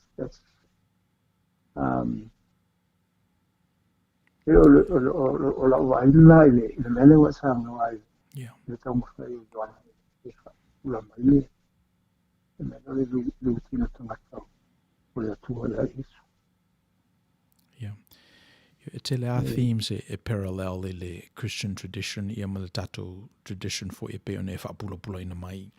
And I think e mana ia le motif le a fia le na fe mai e tauna mawhai e tātou na weave, la langa whatasi ia manatu ia. And for what purpose? I think what you've just illustrated, for the purpose of peace. I wa le whaila ta noanga lea, ala iet whaila vela tupu nei Washington, D.C. Salo po sila fia mai fo ina. O inei le tai ao e Washington, D.C. na tuue whaia le palota le ta o le electoral college vote gathering counting. O ina la certify e po e plestene le tunu nei. Ya me la tupu o tangata le fia i le tulanga al balota o te tae wha malama ma usurp il security o le capital. Me la i tutonu ia whaipule. Lima salamon tupu ia na filosofi role o le leo ma secure ia members of Congress. Ina i one ia whaina. Ia wa satia ala le va. Ia o le la o whaile sai i nai Washington, D.C. Wa tolu i tula ese mātou malatou. Ia o le la o matantau file muai. Ia ma se ilo fwela po le ale mea le o tupu au te manatua o le a certify nei le Congress. Ia Joe Biden e whai malatou plestene. O le tunu nei. Ia ona se e la i e luma. A le wingo la utala e pe o lo fia mana o mia le tunu nei le file mu. E le o file mu le tunu nei. Le tunu o pitu sili nei o na malosi la na military, malosi la na tala, malosi la na economics. Ai pangalea e le o file mu. O na o mawhauwhaula ia o le na o sau lu fasi e itu. E tuli mo le fia mana o mia se amoa. E fia mana o mia se tausala well, te tongir sala, because o leanga sala le tunu nei, e le ngata o le toto tangata Native Americans na masaa, ma le loa o lato lau ele le ia tangata uli fo isa wha polonga ina ia tau sanga tele. So o leanga sala le nai, o te lolo o tuli mai ai, e lu fasietu, ona o le melena na whai e tangata ia e ulopa, ua whao moa le tua, ia le la o tuli mai ai. The chickens are now coming home to roost. O mena leo lo tupu nei. So, a whapela wala e se la vea i. E alo o manatu na o au. E te tauna to e fo i ake riso. E tauna to e fo i le tunu ule nei le tuspa i amalan whatu tuanga. I le tradition na tātou, tauna whaise i fonga. Tauna wha lava le amana. E tauna whaise tāulanga, let's say. Ufa Britania na ta o le reparation le watele ina sau ilunga at tauna whaing mea na in order for us as a country to move forward. So Milana conversation was very relevant in lo tutupu nei America. Yeah, I'm sure lo tutupu fu isi tu o lo langi at a different level.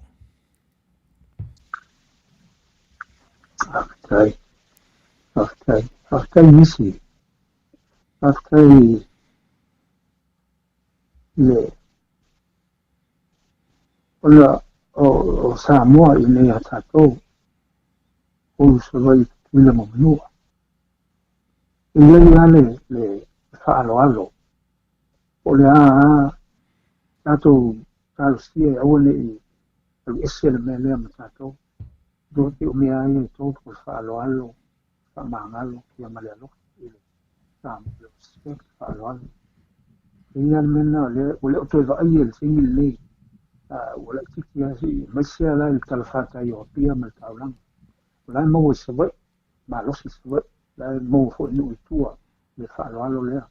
O leo te tala no il whaaloalo, not so much in the family, but the respect for the unknown, and the respect for the unseen. Tanga wo ba ai misi o le tiki, o le mato whale talan o le awala, i talan le la o le malai. O ngā tai, ia e le vai ka ele. Tangata umala o mai e pasi e savan mai malai o le vai ka ele. Ia ta te lo uma ma tu o whatasi. O te mana tua, no whamtala e lo whanau na pō. Aso la o le ti. Se asa alu sisi New Zealand, It's a big thing. Alo i nisi, e foi mai loa. tau muli ta mai tio na fo na o pa ai ta ta po la le uli ma la fo na o pa ia e fa pena e matu le la sai ma o fa mata la fa na le la sai ma tu pele na ma pu la le i ta la no sa tu fa matu ai tu lo sa va mai le la sai ni si tu lo ma tu pele na no e matu mata e le matu o la po e tu pa e matu fi lo le sa va la ma mo me non solo e tau no ma lo il malai tau to la non solo la na sa vali mala ia so la ai o va ai fo tanata no fo le tu o wala tai o le o tele sta tanata ma se amonga misi o le o tala no le amonga pe lo se fu to fu popo le luma lo fu to fu popo tu o to ama mafa ai o ma le malai so la no le amonga ai o le lima e tanata ila to so fanua nga lue i tai mo manga ma fanua nga lue o le ala te e mai so fanua e o mai o le malai o so le ala mai so fanua te tai so fanua o le respect na Samoa i tatou ancestors o le respect na Samoa i nei na mai tatou ancestors o tatou manu on fu o le malai o le mea o te o nai e fai mai mea le no ata mo mesi malanga o mea o te o i le e iei uma le mamalu ma le paia ma mea no o le whaaloalo ana le ave tangata Samoa i le malai le ta o tangata maalo malai e le maua la i nai Amerika le mea lea e le maua fo i isi tunu le tele o tunu le mea lea tatou o ala no lo whaamtalaina tala le o na le mea na tupu whaingofia le pule ali i whaipule tu lo to o le po le al ma losi o le tupulanga tala vou po le ale e malolo lo fo ai halo ile au le me na o te halo o to na o to no le me o soli le me luti ai ia upu ma me o to fa violet no ele tupu na i ni sam i po so po tu ila po manua tanga ia ta to me na me manena le nei loa tangata ile COVID-19 yan tawo mo to filtilo mata they are doing exactly what we do every day. They're connecting, they're helping each other, they're talking, they came out, all that. We have that. And I'm so happy man yellow ominol tong sala yes tong sala ya America to for ya keris yeah. Well, a fa pefo ele to fo ia ke riso. Ona o fele nei tunu. Msalo po le lose 4% o tangata America o Muslims. Ia o isi fo atangata eta white Christians. Ia ai ito malama le telefo ila to le lato fatu tuanga. So ato fo ila tauna to fo I se ile winga leo ke riso le te ta o le fa alo le winga leo ke riso though o ia o le atua. Ele I manatu o ia o se tūlanga o umau le nā tūlanga. Ana wha mau lalo o ia e ia lava o whai mo ia le winga o le polonga. Pe o le caricature le nao ke riso, o le metaphor le nao le ke riso, o puna le tuspa ia winga ia ke riso. O se mea fo ala ele e peise I whamailele I amu ia blessed are the meek for they shall inherit the earth. Amu ia e anga malu o ai whai mo lātou tofi le nuu. O le anga malu la e peise I o se pelu maai. Ia ele whaongaina. Se pelu maai e sulu I lona whamoenga.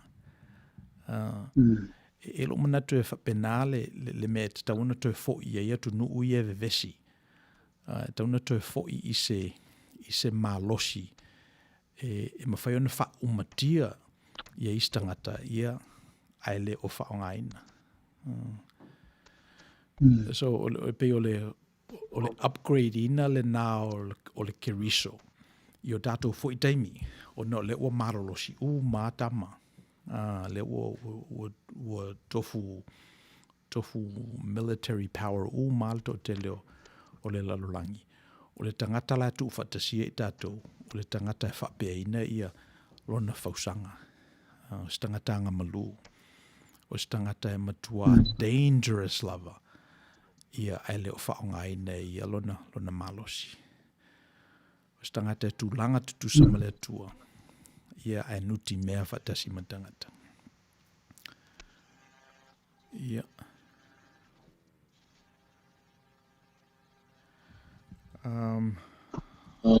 Okay. So, whamaila ia upu tau whai ui o le tusinai o ane. Peisali utino tangata ia le upu. Sa mau o ia whatasi mai tātou. Na tātou vaai ilo na mamalu. Ia o le mamalu lava lea o le atali o le tua. Tumu I le lofa tu noa malami atonu. Ia le ua whaula ia le lofa tu noa I lungo le isi lofa tu noa. So e peo na whai atu o le tama lea, le pepe o le wholofolanga. O le matua tangata lava o tangata. O le tangata na te uu whatasi o tātou esenga e o noa ma le tō ese. Someone who can hold our differences without loss. I think o le mena tauna to e discover e malo Amerika ina I Outou I le file mo le tunu nei.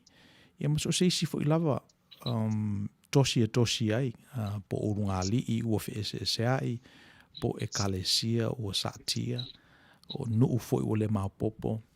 Ia tuli lava ia winga o keriso ma le satauro.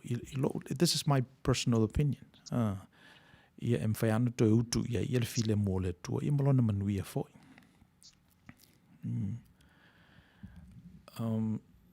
So let's Lafina Faisal comment Murmuri. We're going to take a break for a few minutes and we'll be back. Okay. Yeah.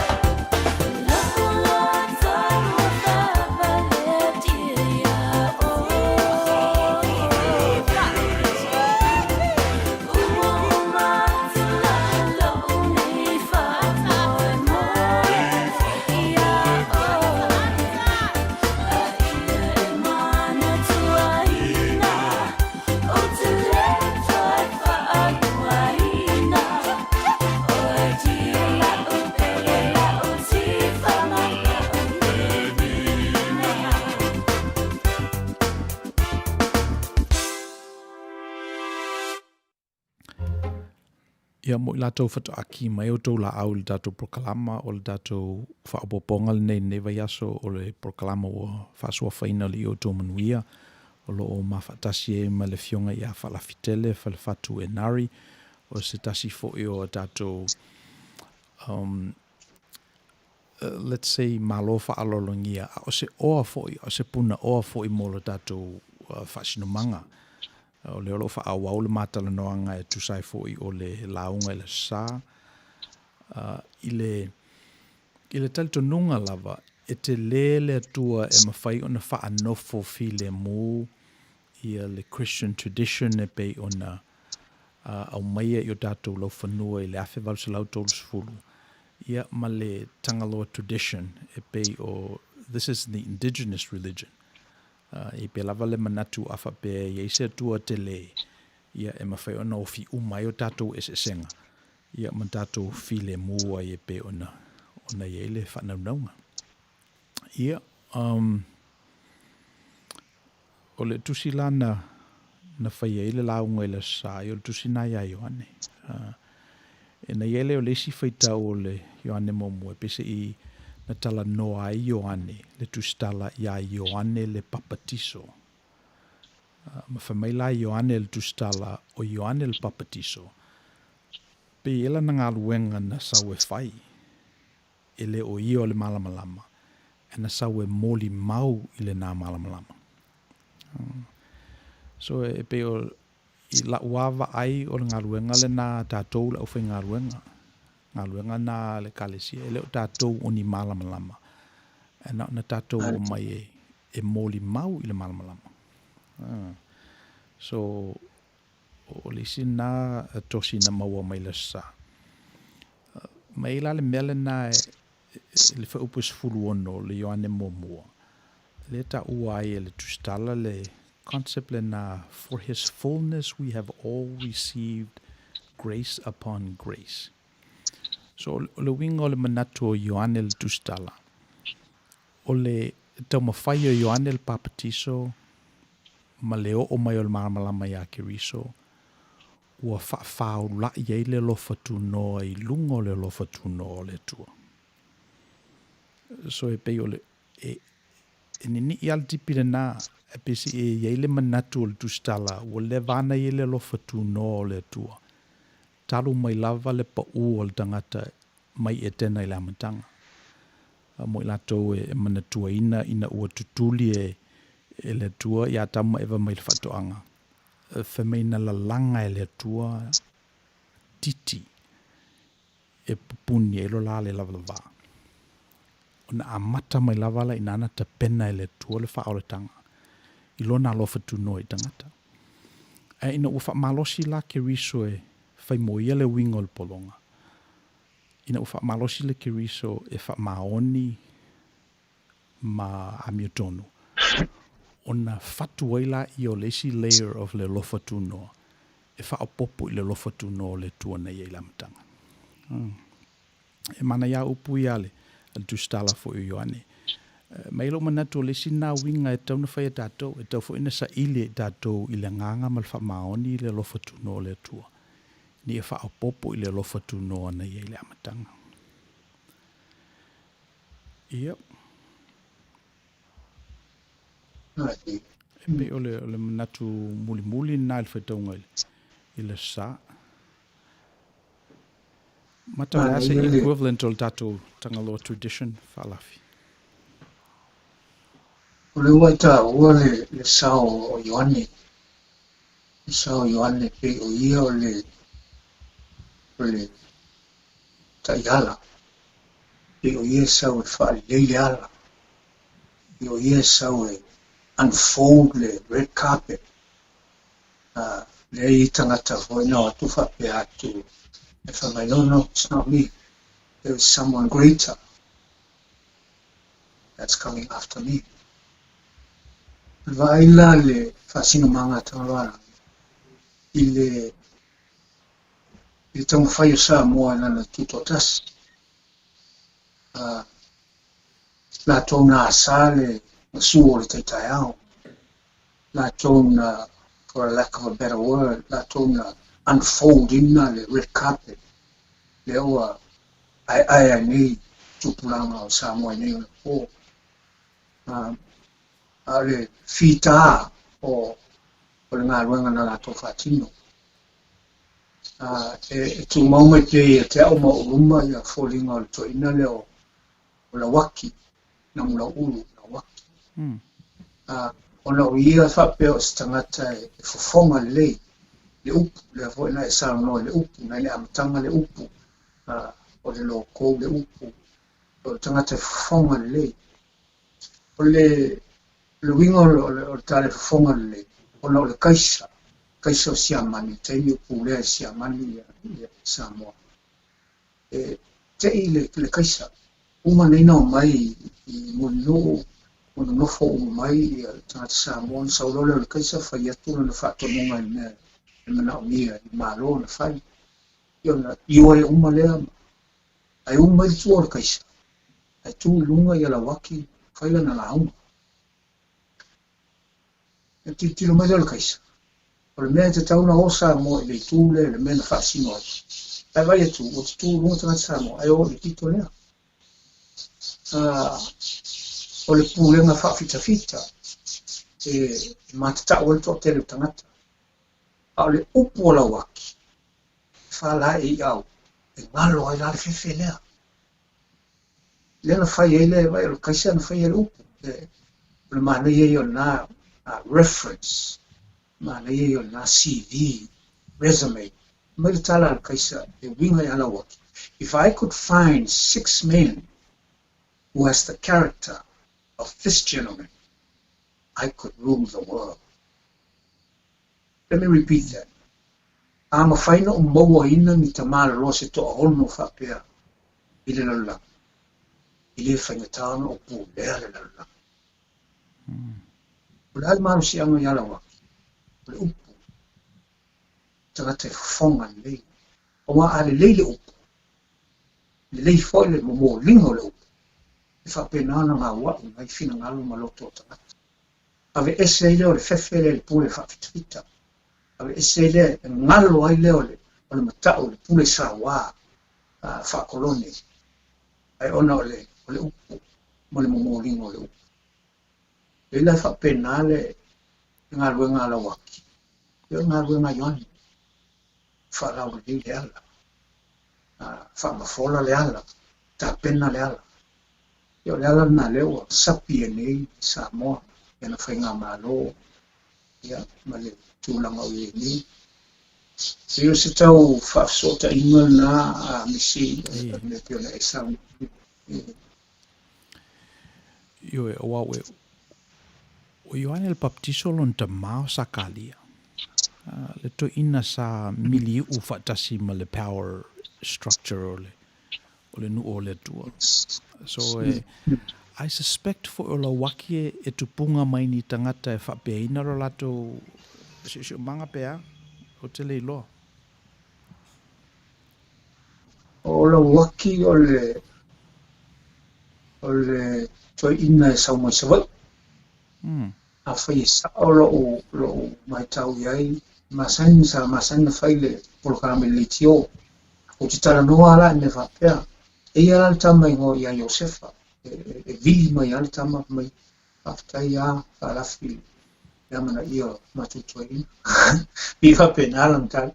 O le mela o ta o Joseph ona pe they were the one that was the original Mau.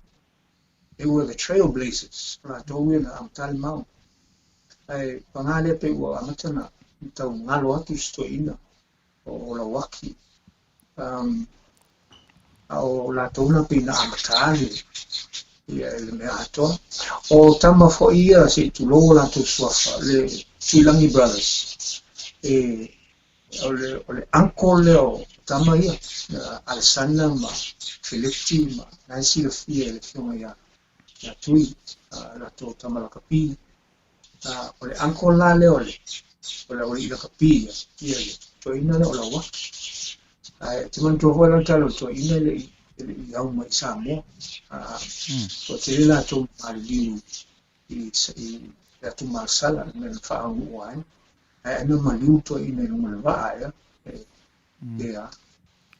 Ai ela le mea mali a misi pe am khayona o famtai. Ole to sanga taluai. Na atoa ai le se lau tau sanga. Talu na fa ua ia tangata Samoa i le atu masala. Ole mea lantu. Na fa manatu o le atu masala. They celebrate the 100 years. Ona whamaina, na watu tangata na whau, they build a village community. Watu ala tau whau la tau whale Samoa.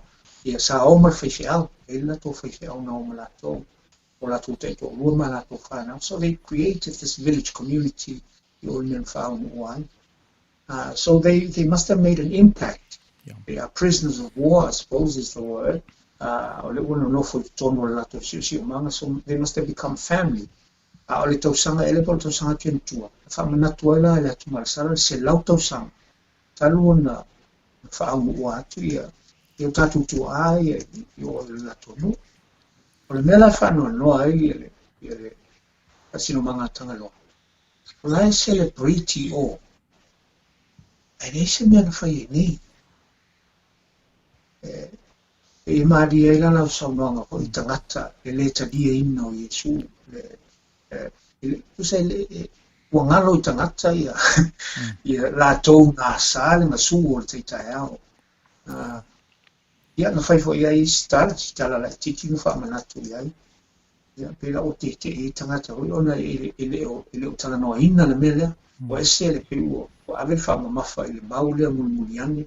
Ia ua ngalo ina to ina na wha au ua o se tala le mana ia na o le whamanatu I whafo I la tau nei ele se celebration na whai I nei ia pia I Samoa I oe.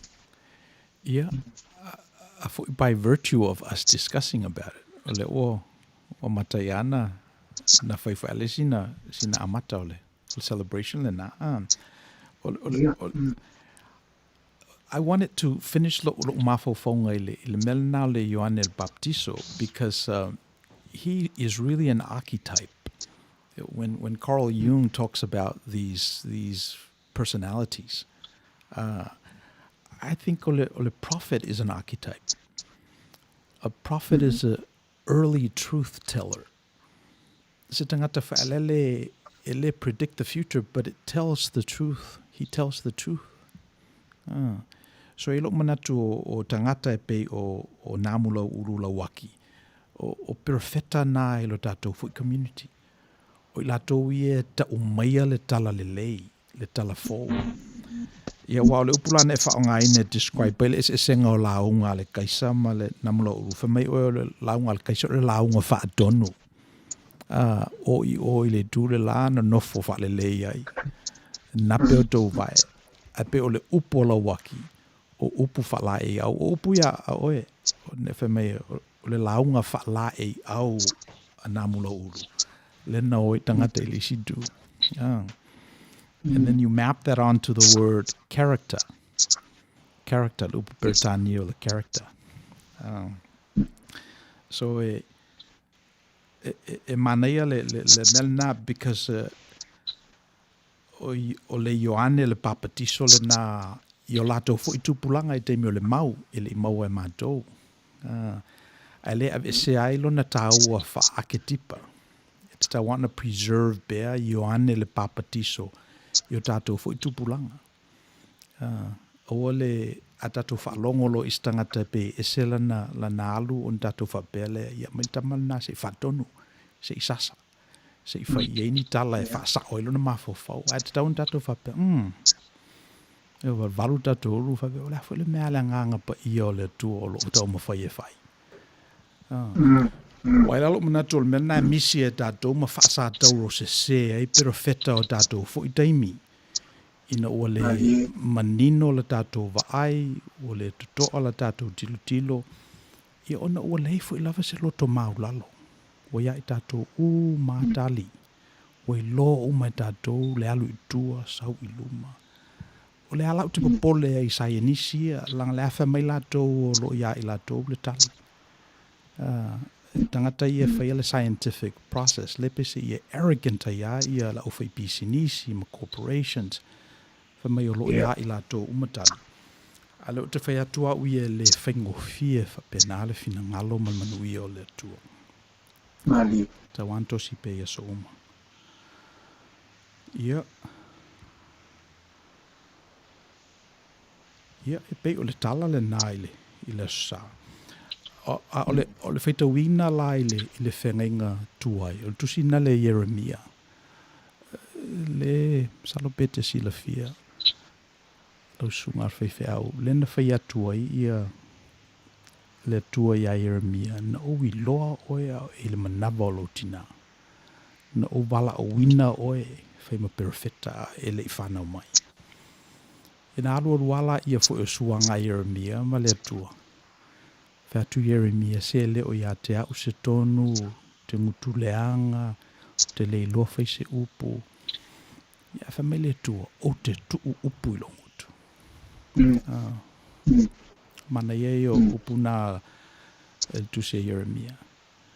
Mai ilo manatu so stangata lava e peifo ina e whamatalaina ia namula urula waki, o te le iloa. So stangata lava e whaatufunga ina i upu. Ia e tasi lava le source o upu. E sau mai le tua. So, i le mawala kerisiano, o le tangata na te iloa le tua e oti. Pe o le Judeo-Christian tradition e na. E le eise sina te sila fia le tua e soifua pea. Le whai ana finau mose, o te le fialu i la lo se vanga nao o iloa oe. Ia na whatu leo le tua le, na ue sila fia le al tā pale whianga i o oe o le tangata. O a o le tua. E le eise sina te iloa au, maola pea. Ia finau a mose. E whatu rola i o le tua, ia alu e nofo i le vai papa. E ao o le vaveao na whaapasi fola i o lo mamalu si e tangai. Ia o le vaveao pasi fola mamalu le tua. Ia whamaile tustusinga. Ia na u mailo na tua. Ile ialo maile tua il tangata. Wa ana alo maile tua ia mose. Ia wa umai na o al tula fono na turo mea. Ia na u mailo na tua. Na apa maile o le tua ma lavea ila na uona. Na lava pa tua o le tua ilo e mose. Na umai alo na ola ila na ngaruenga. So te tununga la whakerisiano. E le se whaalinga au pitu i sili na manino. O le tua. E tusa malitau le ayuta ia Palestina le. Al tamalen whanau ia Maria. Tō i le nganga pa ia. So o mena le fatu e le fatu tuanga kirisiano i tau sanga e tele. Ai alo manatu e tau whane isa tātou tipi. Sa tātou whaopoponga i le tātou i le nātala. Awa le stala nā mo tātou. Nā o tātou. Ia nā whai mōli mawine is fatu tuanga.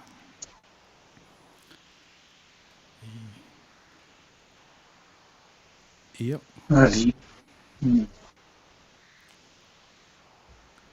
Pe o le tipi nā mai le whanginga tuai ia Jeremia. I hidi mea whoile lea tātou a whanau le pepe. Ia na mai leo le puti o le pepe. Wa ave tanu le palpala. Le ele. Le peo me masani le sola. Amana auto ina dola elona atali. Ia e whaiwhiau. Ia. Na loto ina o tanu puti o le pepe i te tonu talano o le whalisa. Na mana also ina e lona tali e whailau mo le lei. Na alo lea tanu le puti o lona tali i no ili mo tonu. E whapena le sotanga lea le tangata soifua malona tu. Mantua la le mele o le placenta ta o le maoli o le whanua. E mantua o le whanua, ia o le sipuna e ave tātou ele le palpala. Mai. Tusala o lewa alwa tuto inga, mai le whanua, mai le mele sa lofo i le pepe. Iwa masina na walontina. Mai le vaenga le o dometiti. Ave I le mea manatu le toi inga. Le taulanga ale ainga tama lea. Ia e ola e mea o e stangata o si whaiwhi au. Ia ave foi o au tole no, ia e ola e o e stangata e fonga li lei. Tau siga le ainga, tau siga le mua. Peo nai pe tau sota I le mea e sauna ainisi. I le upo le perfecto ia le mia. Na o iloa oi. Au e mana walo tina. Ia. O talunga ia matua. A kai stama. Ia se mana ia e. Ai alunga alua. Ai se tama se mana ia e a pena. Eila le mena hoi pini. It's more like a wish, a hope, than a prophecy. There's a fine line. There's no big difference between those things. The whanua lena o lai tamari tono mena volunteer. Ele mai tu fa foi ele stalo matalu le ai. O I te value ma tu ai lo. Ai tu. Estau o fafso te inga tunga na le belenta no ai le mia. Sai ma o ma tunga na lu fa Samoa. Pana me le po. Ese mana I o le tatou tradition le na. Wa a fast forward lai le tatou tupulanga nei 21st century. O ina I le whanua ma le umbilical cord. Le sa wai le stem cell research. Yes. O ina le ta pena mai ai ia le teknolosi le na o le fauina o I tutino mai le stem cell e mai le umbilical cord ma le whanua. So o lewa nei loa e tātou tua ale nā mea. Ia lewa to a mata neo na codify ma wha malama atili e scientific process. Mai se foi le tele company o lo whawhau I lungo le teknolosi na e o mai nei lava e they've made lots of advances. A lewa tali se catch up tangata. I mawhai ei ona oso le human existence ma le experience I lesi level. Mwhena soi fua tangata se lau luas furu, se lau fast furu tau sanga. E o noa mawha mai. E pe o mena lewa I nei le research. A lepe se I e a tingi e lau saunoanga whalafi. Le vana I loa le to ina Samoa, ma lo matua Samoa le nā upumoni. E mai le pute, mai le whanua. O le tangata lona whaasino manga. Atonu e le mo le isi I tupulanga. Iau isi tupulanga e whai mai. I le taimi ma le taimi. So mana ia. O lo iai le tātou fesili mo enari. O lea a teu totonu o la opusa pute o la tawhanau le kioa a o fiu kukuli I whafoma le whale e se longa. Le se fesili o le commenta fia. Ioe, you know. Mela na ta o le pute ta afane. O le pute ta e whatata e whale. Ioe, te whaalongo le mela na o la tanu e lo pute. O whela tanu e lo pute o tamalea. Ia a le mela nae. O mo onga o matua. Mo lumanai.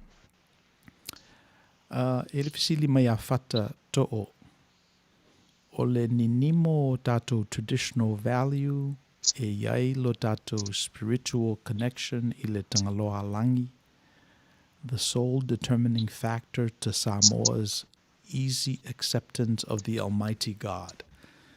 As the Germans came, Lawaki have conditioned the Samoans to stand for themselves, knowing God is on his side.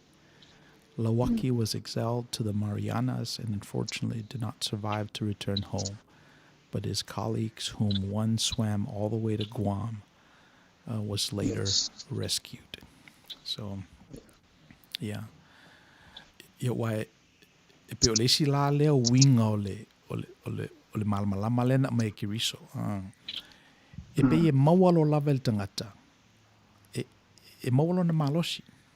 E le mawhai ona le isa upu e whaia iai. Pe le lei pe leanga.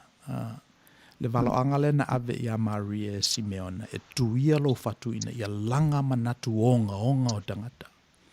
E whapenale le winga o le malosi lea. Le lana maua e Lawaki. Le na tuai against le kaisa i siamani. Mai o le whanaunga lava ia maua umae e tangata Samoa le nei winga. Awhape le maua uma fo ilanga o tātou were subject to time and space limitation. Ave le ava noa mo i lātou o ia i lātou le nei ata mai whapitoa e susulu ai. Ma whaonga ina ai le mea lofa le tua. Ia wale o tātou i loa le lei ale i unga o le taua. Le kaisa lea ma siamani. Nana to i lalo i le taua.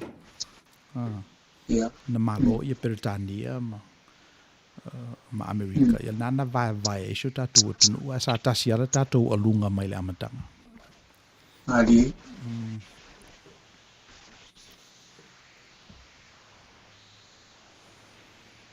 Ali. Ia. Yunai. Oia, olele, foi mai ania. Tātou pesele vai tātou foi. Ia ona whaawalo tātou po kalama i lesi tu.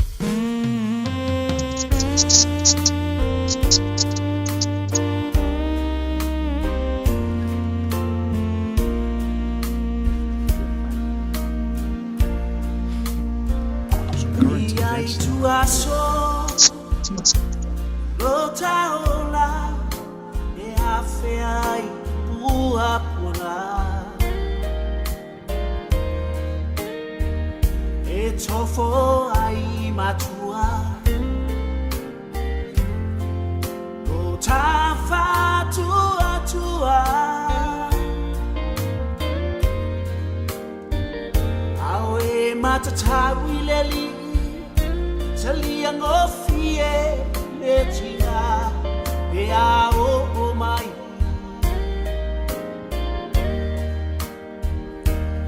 if it's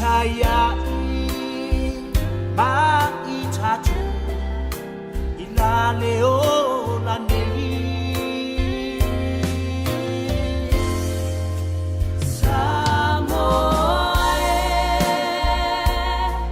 Samoa tulivae mafestini leli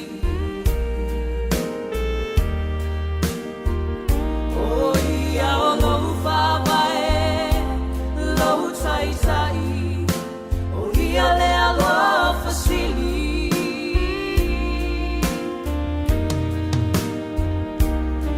itinga mo faita uosati ai Samoa lo taola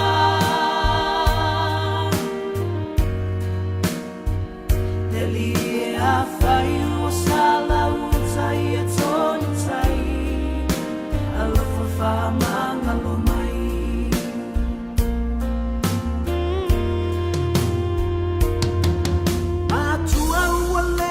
tonu sa ilinga mo sa sulu faina inau tainga io lau fa na witi io fa asawina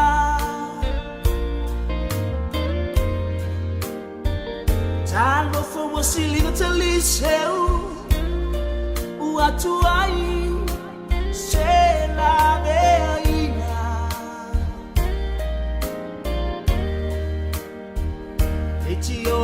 sela le ngana I le oti wala ngona I le leo I rama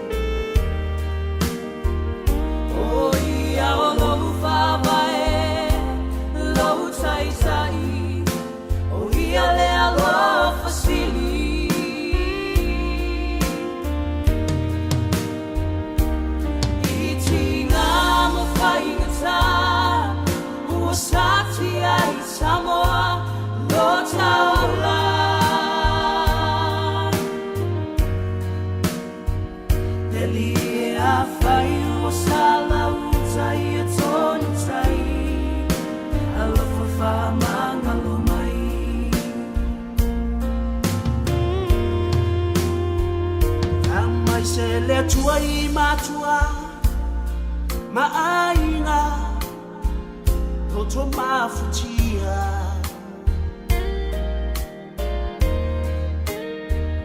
Ile to ese au fanau pelina Mai totono mafutanga o aina Eo tie ole fililea Sande boy noa wa ile peti I mafutanga Samoa ea ule fasili O se facilito fo ea o se malaya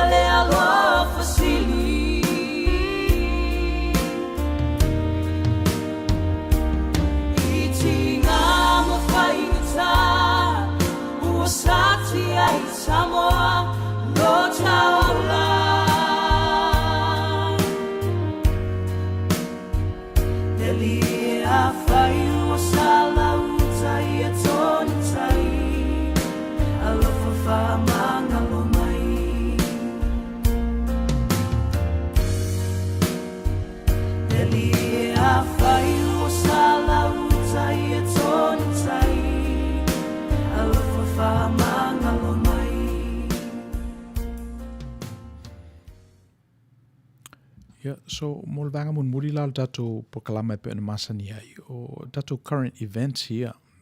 Pe yal manatu adatu o mai malaile nei ona utupupu la I o datu tangata whaingaluenga. It's ta wan datu o ma ave I manatu nei to whamanino manulauti ili marketi. Ave ili meolo no pia I tangata. Ina I apply ai. Ia na faile e pe work pele ai wa pe o le sina winga o le whamanuianga le tua e te taone e ni langi soifua e taone wa ai atu o sa vali mai e taone ngā le mulemu wa au nola malna ia te leisi prokalama mwhaiona o nā alo el teimi ia e lave ina mai ia tatou mai prokalama I leo whapeina o na whai. So e pe o tatou current event mua la, me le tupu nei a mātou, te lopo I loa mai nai Samoa, ai o atu atangata te tee, o atu te tae ia whai tutoa whamalama mo I tutonu o le capital, me leo lo fono ai ia le senate ma le whale sui, mo tau sui. E whaila lato whai unga ma sort of whaile result o le election ia November. Mena lena tu e whai nei. Ia au atu tangata ia ma li o le lau mua, te tae whamalama whio sofi tutonu, disrupt ia le fono. Ia, o mela o tupu o tula I mai Joe Biden le plestene fitfilia. I mawhailan tau noanga e whawhile mō ia le tunu. Ia malan talo sanga la il plestene le iei nei. I se whawhoi sana sau noanga e whawhile mō le tunu. Ia umal sau noanga a Biden. Ia ai tula I mai ia Donald Trump. Ia mawhailan tau noanga. Ia ele se sau noanga. Let's say ele se sau noanga whala e au. Nailo umawhai tangata I lato mwhana Google ia le speech for plestene. E pese I o le tala plestene. Ia. O mai ia nao I le whale lo te loa lo tau tinga. O lo te loa na ngauhia le palota ia November. O lo te loa no sa se fraud ma me o lo tupu. Ia au mai nao o te alofa tele ia te uto. E pe o upunana o le video Donald Trump. So, o melanana na tupu nil taiao. O se le la ua tale sai o Washington DC. O le la o le oto e whioa inisi. Se vangana essential workers. Ia o te lola ua file mu. Le fulana maua le tweet nei o la ua matana toi whai u ia ngā luenga whaal tulafono. Ale Congress I le aso ne peona tofaina. Which includes la le certification of the election. So I lalo manatu o okay mo le taimi nei. Ia ale pe lava le nganga lea. Le nganga lea o le wato I lalo, it was fraudulently done. So e pe ono fiatu le malamalama ato to fo tato il finangalo le tua. Ai ale le tatununga o lo fa il finangalo le tua. So mena le lo tupu nei a mato il vai taimi le nei. Il a sol nei.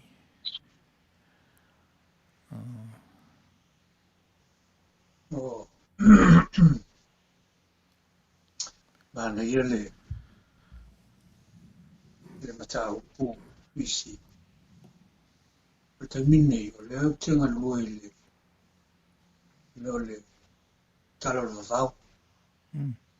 Le tala leu te tilo ia ima malue. Le tala le seo ngā lupe.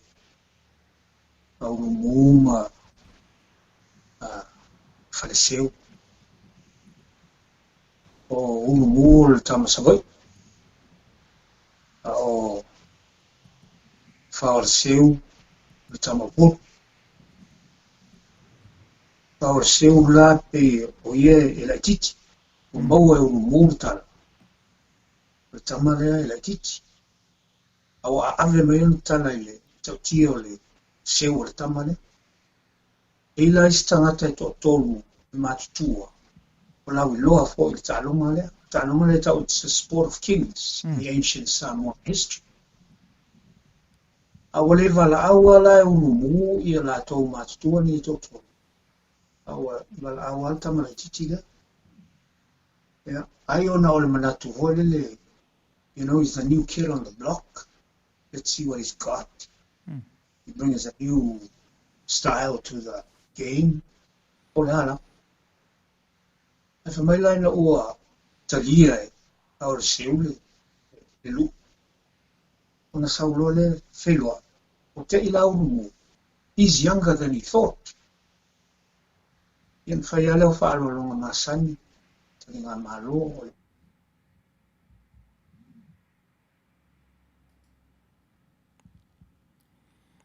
Whelua inga. Ia, a matalona tala noa la inga o le.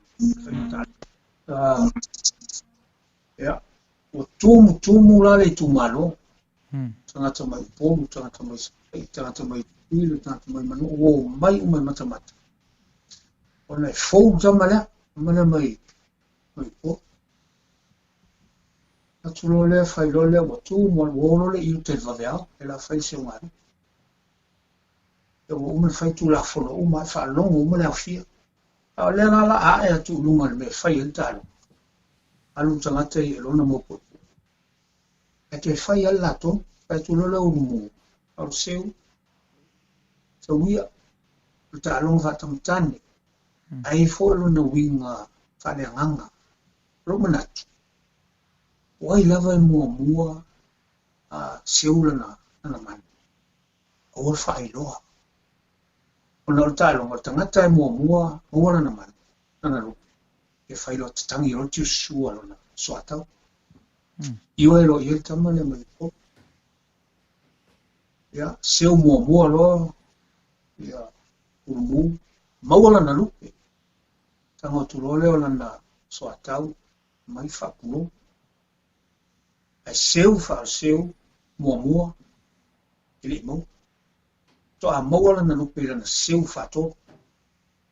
Ana na mawala na lupe te tangi lo matisi. Fa longo mala tangata. Lo polu lo man malo. O maiale ilalo. La tu foi lo umu. Lo tala le selmana io tangata e sofa i au umu. Lo tu lo umu fa talo fai ai. Ina tatala. Fa mel ma fa umu. Sawa. Ma nei an se. Ai e la titi. O mai lo tai. Fai fa alo longa. Alo uma le attention i. Le tamale mai po. Le fai unga la mea. So le osi ina o lo to ilalo. E te alo mai le new ena. New ena. Alo le new na pito si no sumalia ele Samoa. E alu la le tangata le fai ina. E a mai le new na. O am fa sound malwe ave i tangata le malo. E se mate ole. Tala le na e. Tala. Il mena tupu. Ile. Tomaro e Amerika. Lei ma se si ona loa le mele valo to lua le. Na la ua le na se urumum fa se.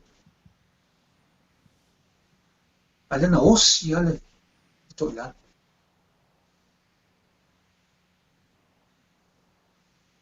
Mai la lo ma fa ale a. O le ale wingo le me. O le ase me mana ia. Kaina vanne mai fa folita. O vai ale lu fa sa mo holele. O lalo ai mo ai ma. O lalo mo ai malo. O le loto ma o lalo a mo ai malo. Io mo fia ni tau sanga tanu faina se o ngalupe. Na ra paua na o tangata lai loa. Na ma lo ia. Tamale mai. Au tangata uma o ngā tupulanga uma fai mai.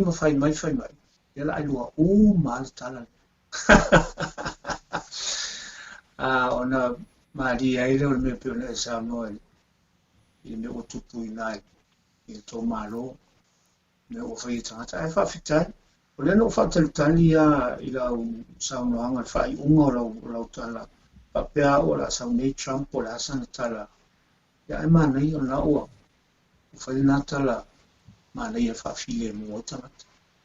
Ai, i risi mena maua mai le tala le se ngā lupe le. Winning is in everything. Ai le vai o le au tau vā. I o lai mana le ia tama mai polo mai tama mai se wai tangata malo. E perstoi se ba aina wha sina manga Tagaloa langi tau ku pia tu tato malo tele lik. Wow, mana ia tala.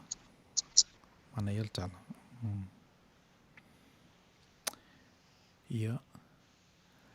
Wai ile melale tupune Amerika. It depends on who you talk to. A o tala noa ia uo ile tutau matau Republicans. If I may lava lato tala, conservative values are what make this country the way it is. O tangata matutua, o le taumawhai e puti ia values ia mai ana mua. Le ala ina malo se Amerika. Ai au tala noa ia o le tutauanga vale. Fa mai le o le malosi o le tunu ule nei o le inclusivity, not just the conservative values from old, but also including new values and upgrading the conversation. Menala ina lo lofi mai tangata lo langi le tunu nei. So menala o tupu nei le o fesiting ia nei po feo values nei e lua e moi. So while Biden la o le standard bearer le nai le liberal part of the equation on the left, and then Donald Trump is on the right. So e pela valo manatu e tauna to e foi i le Christ event i le because o ke riso e le se mea, it's not something that happened 2,000 years ago. It's a manifestation of what God does in the world throughout the generations and generations. And the only difference is 2,000 years ago, one person said, "Ole mele don't fight," and then it caught on. So if we look at it, don't upgrade the conversation name. So I manai lo tala o te mole o falongo le tala na ya ulumu ma seu. Talo seu. Talo seu. Fale seu.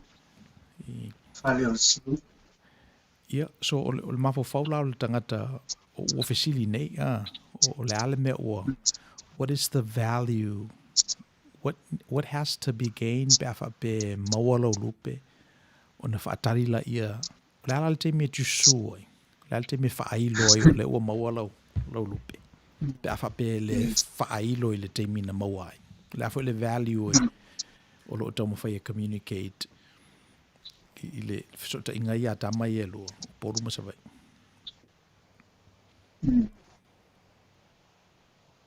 Eo le mela tuli mai le tala i so le manat le tuli mai le tala le honoring the covenant, a gentleman's agreement. Okay. Eo o man pata otoa ia inga mai ale amtanga whalolongo o matangata. And the very last minute before each mount is mount, la ua le me va la ua. Le upula e se ta ua tala, le ata o muva pe sa o le titita. Sa o le titita. But then na piki e o mu. He's young, he's the new kid on the block. I want to see what he's got to bring to the table. What is he bringing to the table? Yeah, tupolo le mele ata lo mu o anala mata. Sawa ile tita. Yo o le mea laina na tuli fa le tangata su e le value, because what tele la ia tosi ole Samoan society, covenantal relationship, what tele tosi wai pe ona esauno o le faiva leo le talonga leo se lupe na tamali ia la tu te fai ia o fe ta aloi ia tamalai yutel mo manga vanga ia fai swa vai ani talonga include ia nai taule le ana ia le tinifu foi se fai po ani talonga tamatene fa le that's equivalent in fai ona fa au i la to foi lio le tau le meleta o le gentleman's agreement le fenga. Because I think ale sua uma ia tu, then I'm not sure it's something that's sustainable. Pe o le mena ai le avesea ia le mana o le wisdom o faile tatala ia le o esolia le tatala ia to be pe al se ia fa pe pe o le mena le o tu like me, because I have encountered situations in Rweverend. If I say ia fa pena, ona ole manatu fa le ia le na fa le matala. Ia ole la fa pe. Ia le walu o fa le melela. Ia trepe pe ia fa se pe. So I pe ole value wa ole tausit file mu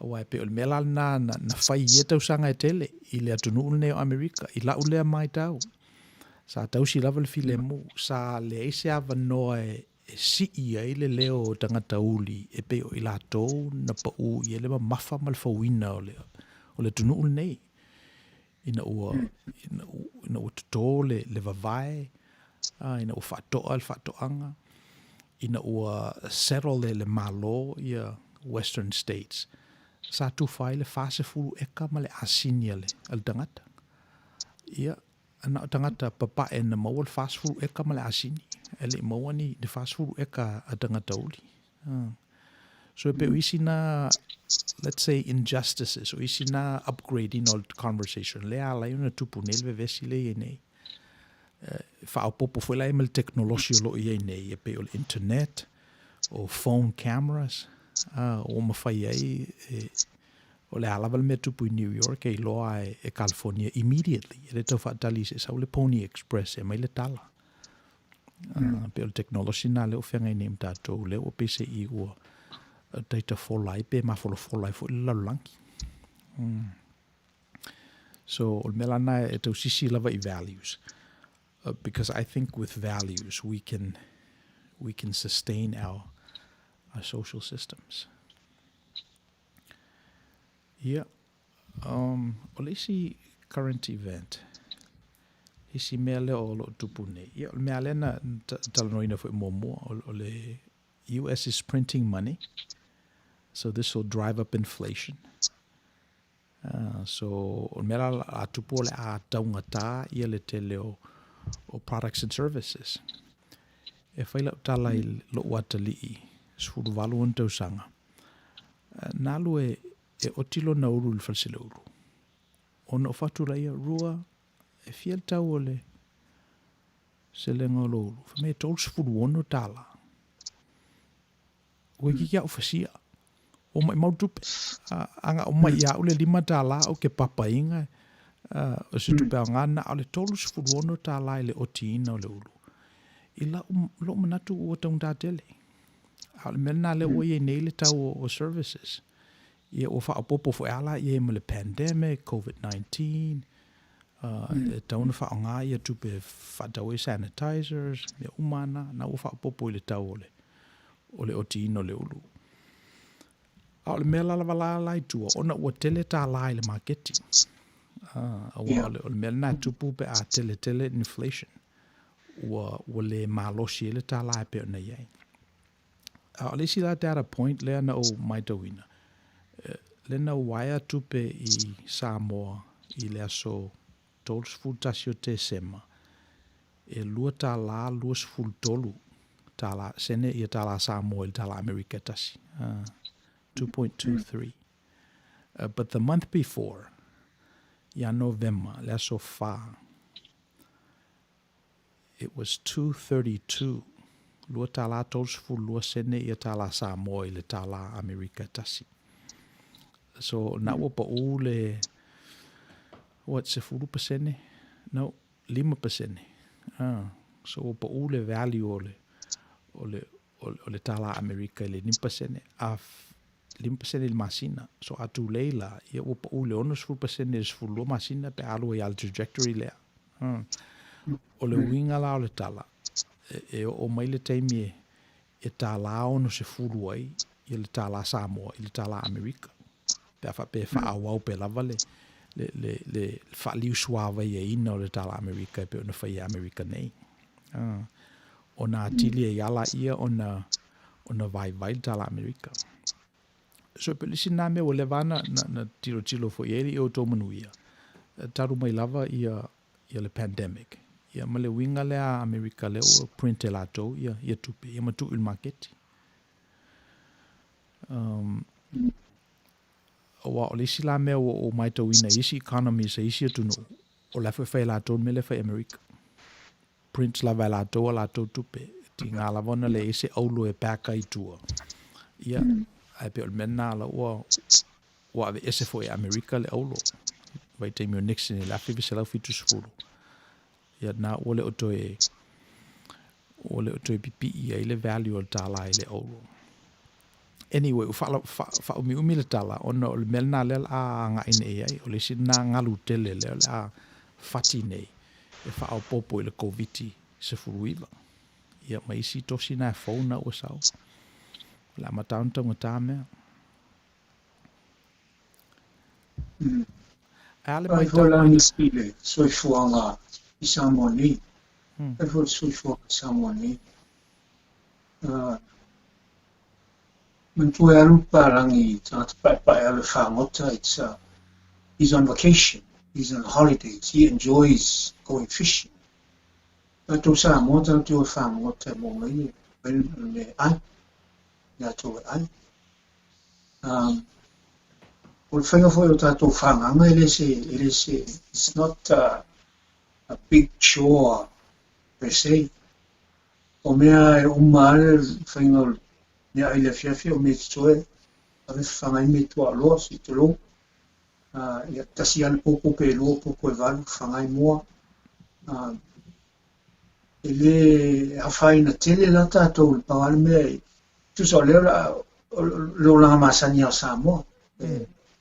Whalongo tunei le fake le sa la iai. Mantua le teme depression le va pe sa utanga male wili paelo tumu tupe. I thought I would papa falao.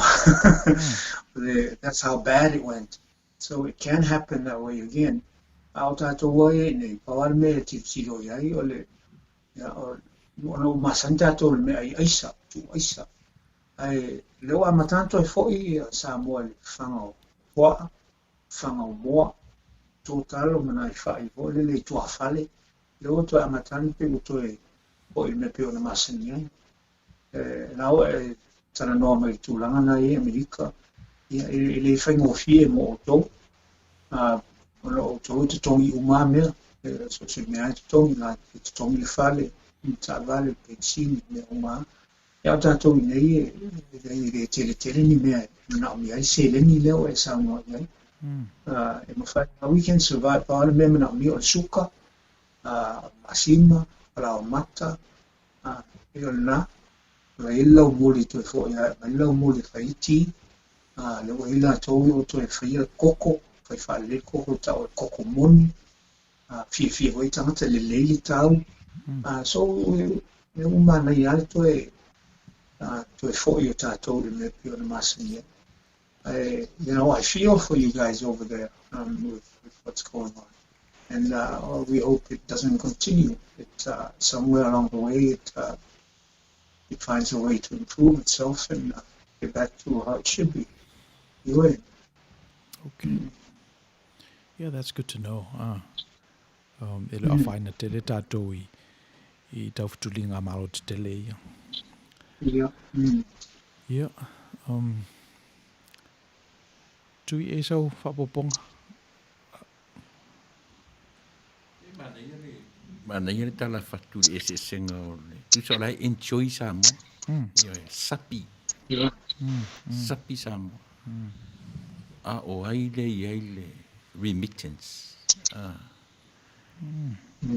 Ngai matatu ni fafu. Ala sapi. Sao. So le la te vesi ngā tu tele. Ma tau wha sao sina se le ni e whai mo tatu sao I le sapi Samoa.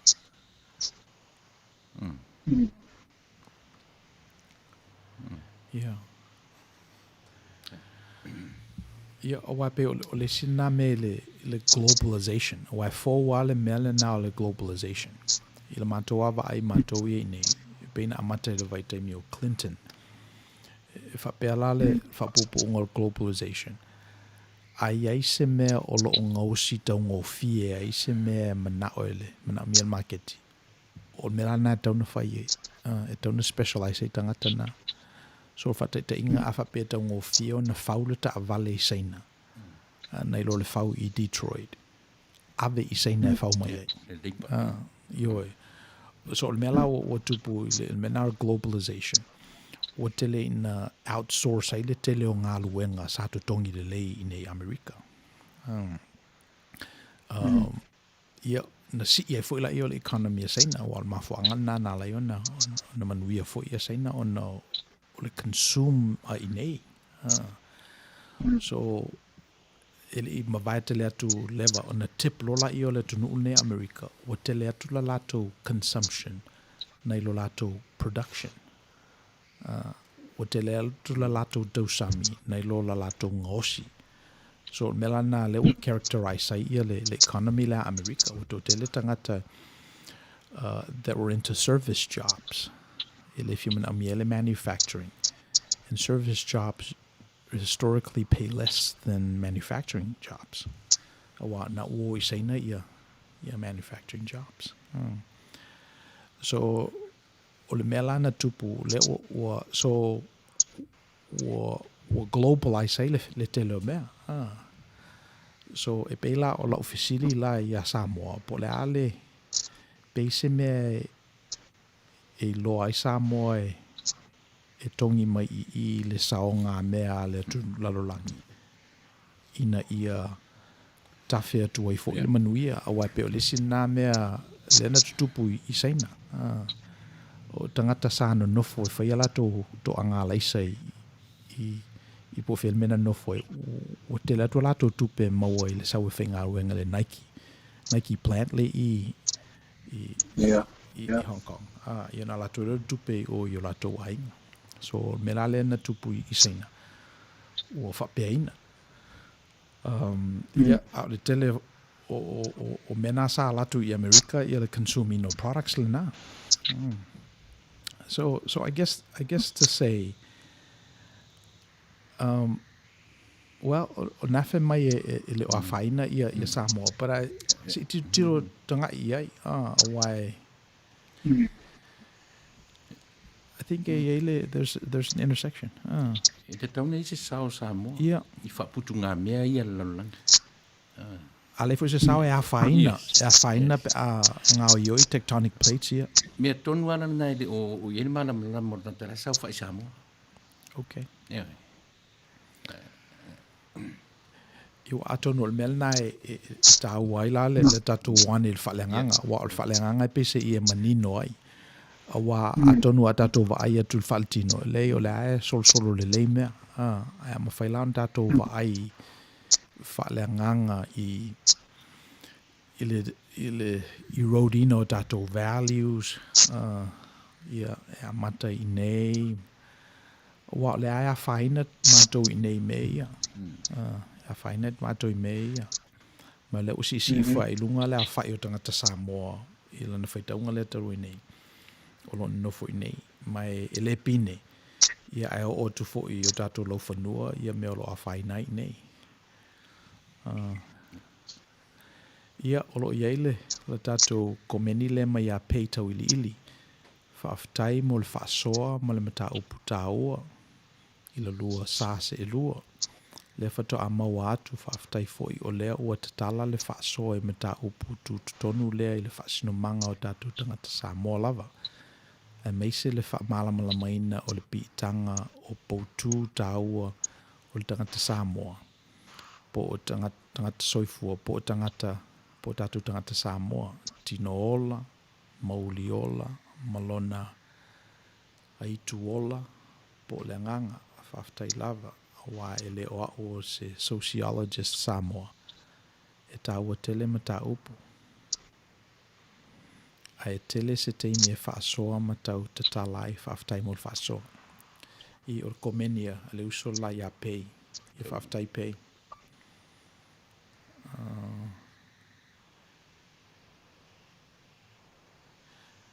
Whamai ia pele afu manai al tala ia ulumu ma le whao seu o whaitonga fiti le tamala I titi I streina. O lota whai ule nā o le whao seu whaaftai tere lu sunga le whaasoa. Ia mana ia whaaftai pelea. Jusu mai ia fia bese me so ia e te maita ilea. Pe umana tongi le umu a aso le lupe. Ia. Io e sa o lei o lalo lava o le satauro e mawai malo. Vane lo sunga matango fia le whaasoa whaaftai tele lava. pei o values ngai maua mai le seunga lupe a ngai tama o le aua le vaai maua lalo pe whaailonga tangata. Aua le vaai le whatau waa ma le la ititi a vaai le toa o le loto. O lo na uso pe mawhaia, masili atu mea na te whaia ilo o lo na uso matua. Yo, pe o me ana e tuli, it's our values. Because without values, I think ele mwhaina sustain le manuia o le tua ia tatou.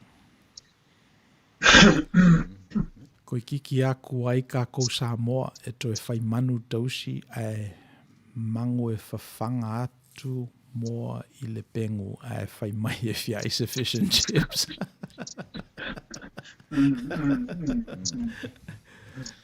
Well, I mean, I think walu luma le conversation. Walu luma le... Yeah. So, o te nofo mo mawhau I le olo I papelu. Tangai fui sa tasi le ngana le lololangi. Ai ina ua discover la tau le technology na da o le piliki. O na mawhailore o na whau leisi piliki rungo les piliki. O na whau rola ia la tau fale te tele, fale maulunga. Ai nofo pā. Ia ma le olo la le ta o tato le olo papelu.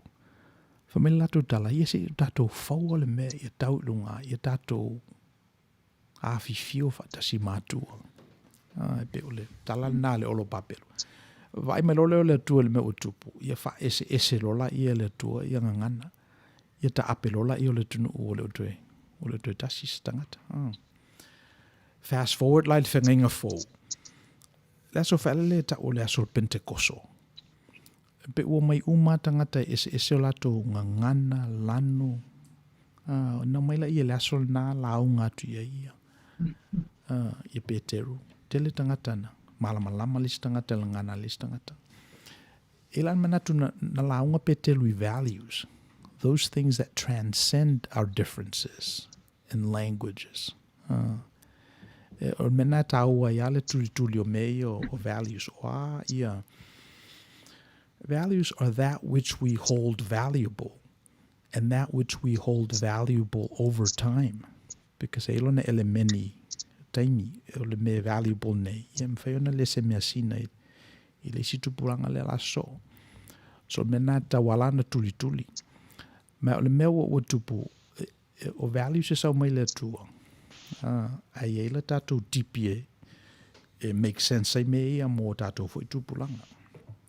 Mai ole tausanga mo systems lava e o lava le demokrasi. E te taua ona sa ilipo fea o ia values o le tua. So e pe o la ofa popo nai I tatu tanoanga.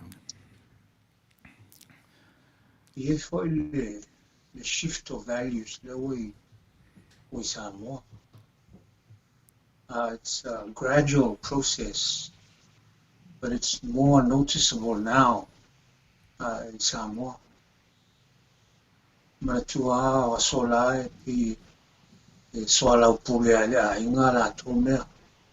Tele ina mafaiona fofo ale inga ia la tome. Au tele ala le ole. Io effetto noanga ala loa la ingunu. La loa ale mogolta si Yeah, finally all from Sinoma of Nonswa, no. You nali simeo sui le value tato in an abstract way. Well, sui mali line of thinking tangata. Or might ton, but there is an option that we didn't have before. Sui e fo ilana talanoa, yeah, sui le meanga le minuti no matau papel e o lai mena leo ti o values na leo amatana ele tala na fa matala ile mele o lai tato fanau e o tele ina to tele to metil taulanga talanoa o si ato mal malama listam ti ngana fa pertania o talia fo I tangata fena nui o tamaiti fo I no whang whaitele. Asila mea pe tilo e road maria to values ia o ngana o mea o tato mea sina o whanua swafa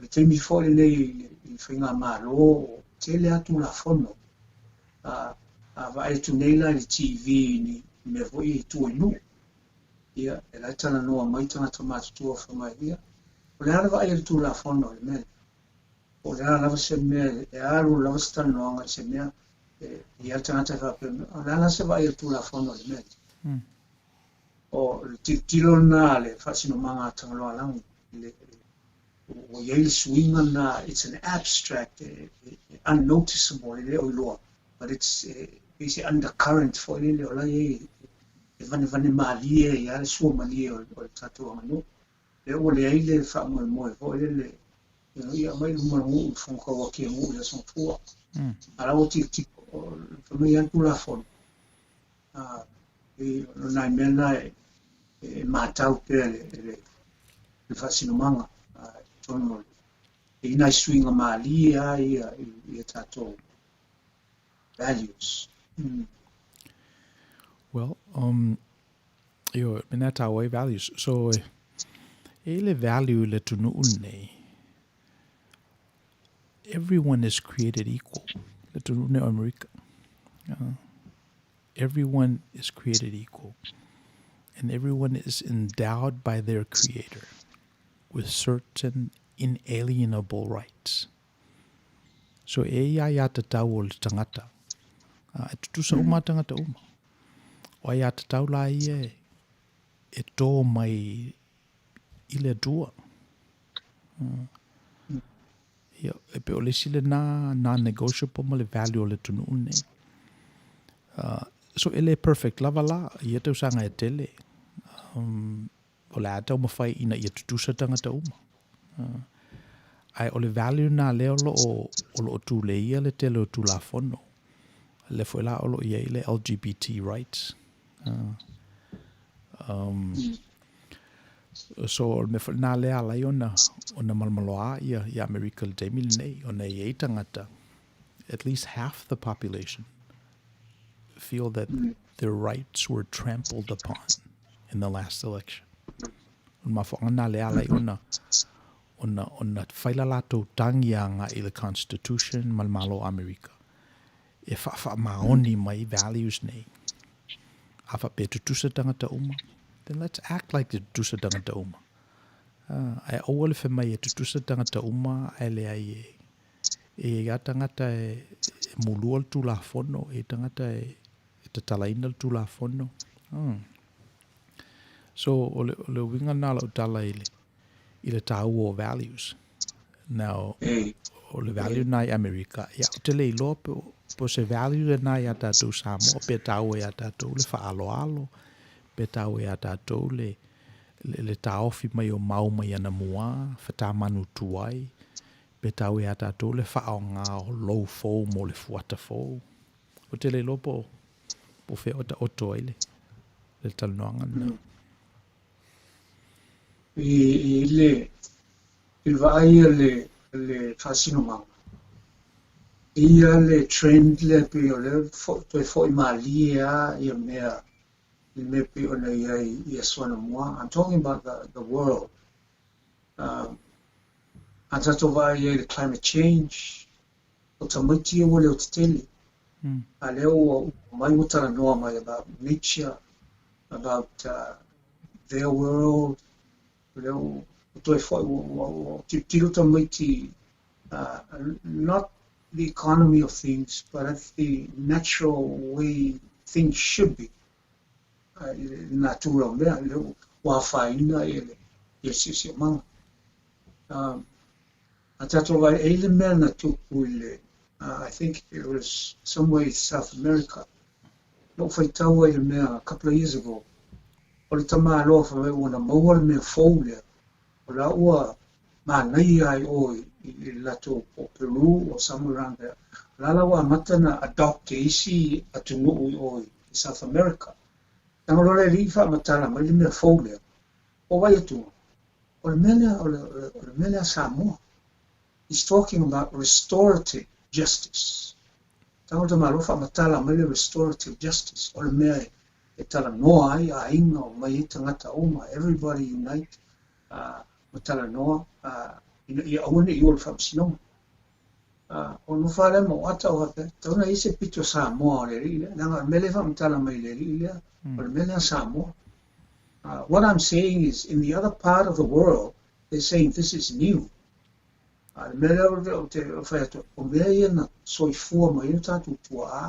restorative justice. The mai talanoa soala pule. Ia isi suafa fitu tausanga o ta oto ili mo sitas. Ta oto ili nati fa pele fa no. Nala fto amo el vanga, ala fumela vanga la o me fo. Ya, leo te atala ni si tatu tu mai pa si Samo mo fa pelo mana. Leo mena olo mo soi fuai io matupua. That is the restorative justice as opposed to legal justice. And memaliela, le pelo tawa, il tenio sol. Por mena le utupu Samo. Il fai ale mera pero la se va el tu la fono le. Le se va el tu la fono le. Le o tātou o le legal justice, ai tō ule mena mai toi I nei solu. And yet on the other side of the world, or the other part of the world, they have just discovered this new thing and they're taking it on. And it's spreading like the gospel. Easier to know or South America. E Maria ala vai. Mena e alo manatu. Le a matana toi fo Maria le pe von tātana no fashion. Everything upgraded. It's in other words, everything. It's a cycle. Ito e foi Maria e tu al me abbiamo tata no fashion, the Gatsby look. Abbiamo tata no real estate. Il circle na ito e foi mai tong tarme sa tong firme le firme foi tangata. Le volar vai tu langa le o pick up mai o am salo a o ai la to indigenous beginnings. Elang te mo ai o mera na o lai la to tua ia sona mo penal mele o lai tangata intia I America. That kind of thinking, the tribe gets together and talanoa mafitu fai ka pena. So ia taltulunga fasino manga. There is it's not going to happen in our lifetime. Maybe 2 or 3 generations down the line. It'll kick in eventually. It's yeltel tulunga tuita vilia pe ame umor fofong. Tuita vilia ele tulanga te taun ta toi me. Se yoe. Yo. Le fafte o pole atu na o faisi umi o le tata noanga. Isif city toi. Okay. For my pay o values umalawa o tangata Samoa o ta oto I tutono o lana tū malana ana I whanua. O tu la fono o na o se mea te waile si umanga ma le whaasino manga. Okay. Io e tāua le function fo le tu la fono. Le tu la fono. Wai a tato wo fo le Judeo-Christian. E pese ina I tu la fono na tu ngutu mai e tangata sa si umia ilo lato si umanga e tau si ele file mo until wa mata na to tele tangata o na whapero la ia wole o tau na whaisa tato me tustusi mau ine o ni fisiringia po le ale le tu la fono e tau na palai o le tu la fono e tau na le whaongaina e nana amata ilola ina tusi papa tu la fono se furu il traditional ata do Judeo-Christian I don't know if nisi tradition se fa pe ala tala na ia tu la fono na no fatanga ma fau e puialo la to so fo maloloina ia to tere lola io tangata ia amata lona na ngalo e tu la fono ia tu pepalola ia fa na umela Yesu I o fa au popo ia el ofreceo mal au sa tu kai o lesi ono se la mo tu la fono so soani tu la fono ia mo mona mai mo se les fulu so ina o to tele ala tangata lo winga na la tala So e pese ia sui ale lo malona fuata. E sui ale fuata malona lo. Ele ave sea iale le mela I tu o tu la fono. O le Hamilton, o le justice. Pe o le value le na e te tau tuli pe. So a fai alas tu la fono. E tau ana tatou fisidi. Po feo I le Hamilton. Where's the justice? Tu o tu la fono le. E manea fa soa mai a pei. Tuatu lava nole feisa usau nanga mun muli fa lafi. Ia na ufai uatu leo tatu po kalama il neva yaso. Alo, kaptai. Ia, elezi tele, na le nganga whaftai whatonu, o le awanoa e mwhai e una taratala no atu, tau pepe una ngalua I Samoa nei, whasino manga Tagaloa langu. O lau whaftai whaftai atu le malu lau whafonga, o whia lava tafa o e maua mai whasalonga nei, whaftai mo manatu whaalia, ia wā o nei mea le lopo whia tau toi sa, ia mua fo mana tau pito la au le, tau fo ni tongi sau mai le ia whalonga atu ma, o aile o nisi manatu fo ta pena ile hanga e luma. Ai sili lau whaftai, lau sunga misi, ona pe alo ta o tata nanga mua sa I ale ne lo tangata o te sau le prokalame nei le foiana sa noa mai alafi you do not exist in a vacuum ya tolo ulo e pe o le mena o pole ai ona o mata o ulo te sau e mai lo e ma ale le mata o mata o fo I te tangata I la te italiana tau bofo tele tangata le fi talnoina le fi falongo yan e pita yo lo fa fuino ta talnoang le na mato lo fa maloma o fa ftai ile ngata o fa ngo fi e fa fonga le malu o le tuno pa lo longo mai ta por kala me nei to ya o fa ngo fi e fo yeta no talatu ma o fa ngo fi la vatu se manatu ma se samtana ono lo fa fuino o ta sa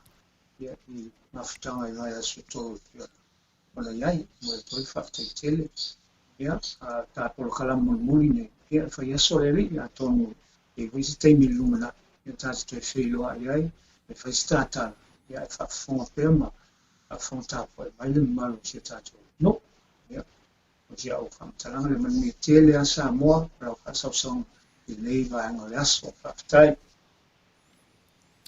Ia mo te lea tu fo il whaaftai lau sunga whaalafi e tu sai fo il whaavanoi na o teimi. Ia tu sai fo I mali whatala ula ato le tatou prokalama. Ia be nei avanoa e whailoa tu e fo I le tatou o whaafonga. E iele manatu e te tauana aveni wha mea lofa mo tatou malo o lo asesi mai lunga o le tatou malai nei. La whaina la matou I nei. Ia e mana ia lava noale nei e whatasanga ina atua ilo tau soani mai le o mai o tatou gas. E ala le lau o fo I tupe. So a seo mai lava ia sau soani mo tatou prokalama I le siufonga o tau fou. Ia ona posi la ia le whatono siufonga o tau fou. Ia mea lofa mai ana ia tatou gas. Mai o lo to tere lava ia le tatou tunu ue. O lo ia I latou le oa. Mai e le manatu e te tauna in kuru malatou le tatou talanoanga. Wai le to tele tatou. E le to tele tatou pe a tu whengai le whaitauina le fitu piliona o tangata I le larangi. Ia o sia tatou a si o manga le nei ma si o tatou alunga e tasi. Ia le olo tau mwhai si ufonga o tau fowe. E te pena. Me lea awhape te fia so soani mai tau mwhainga le Outou Manuia. Ia me se fo ia fufuanga si ufonga o tau fowe. Ia ona so tai mele ofisa masau mai ia lau so soani.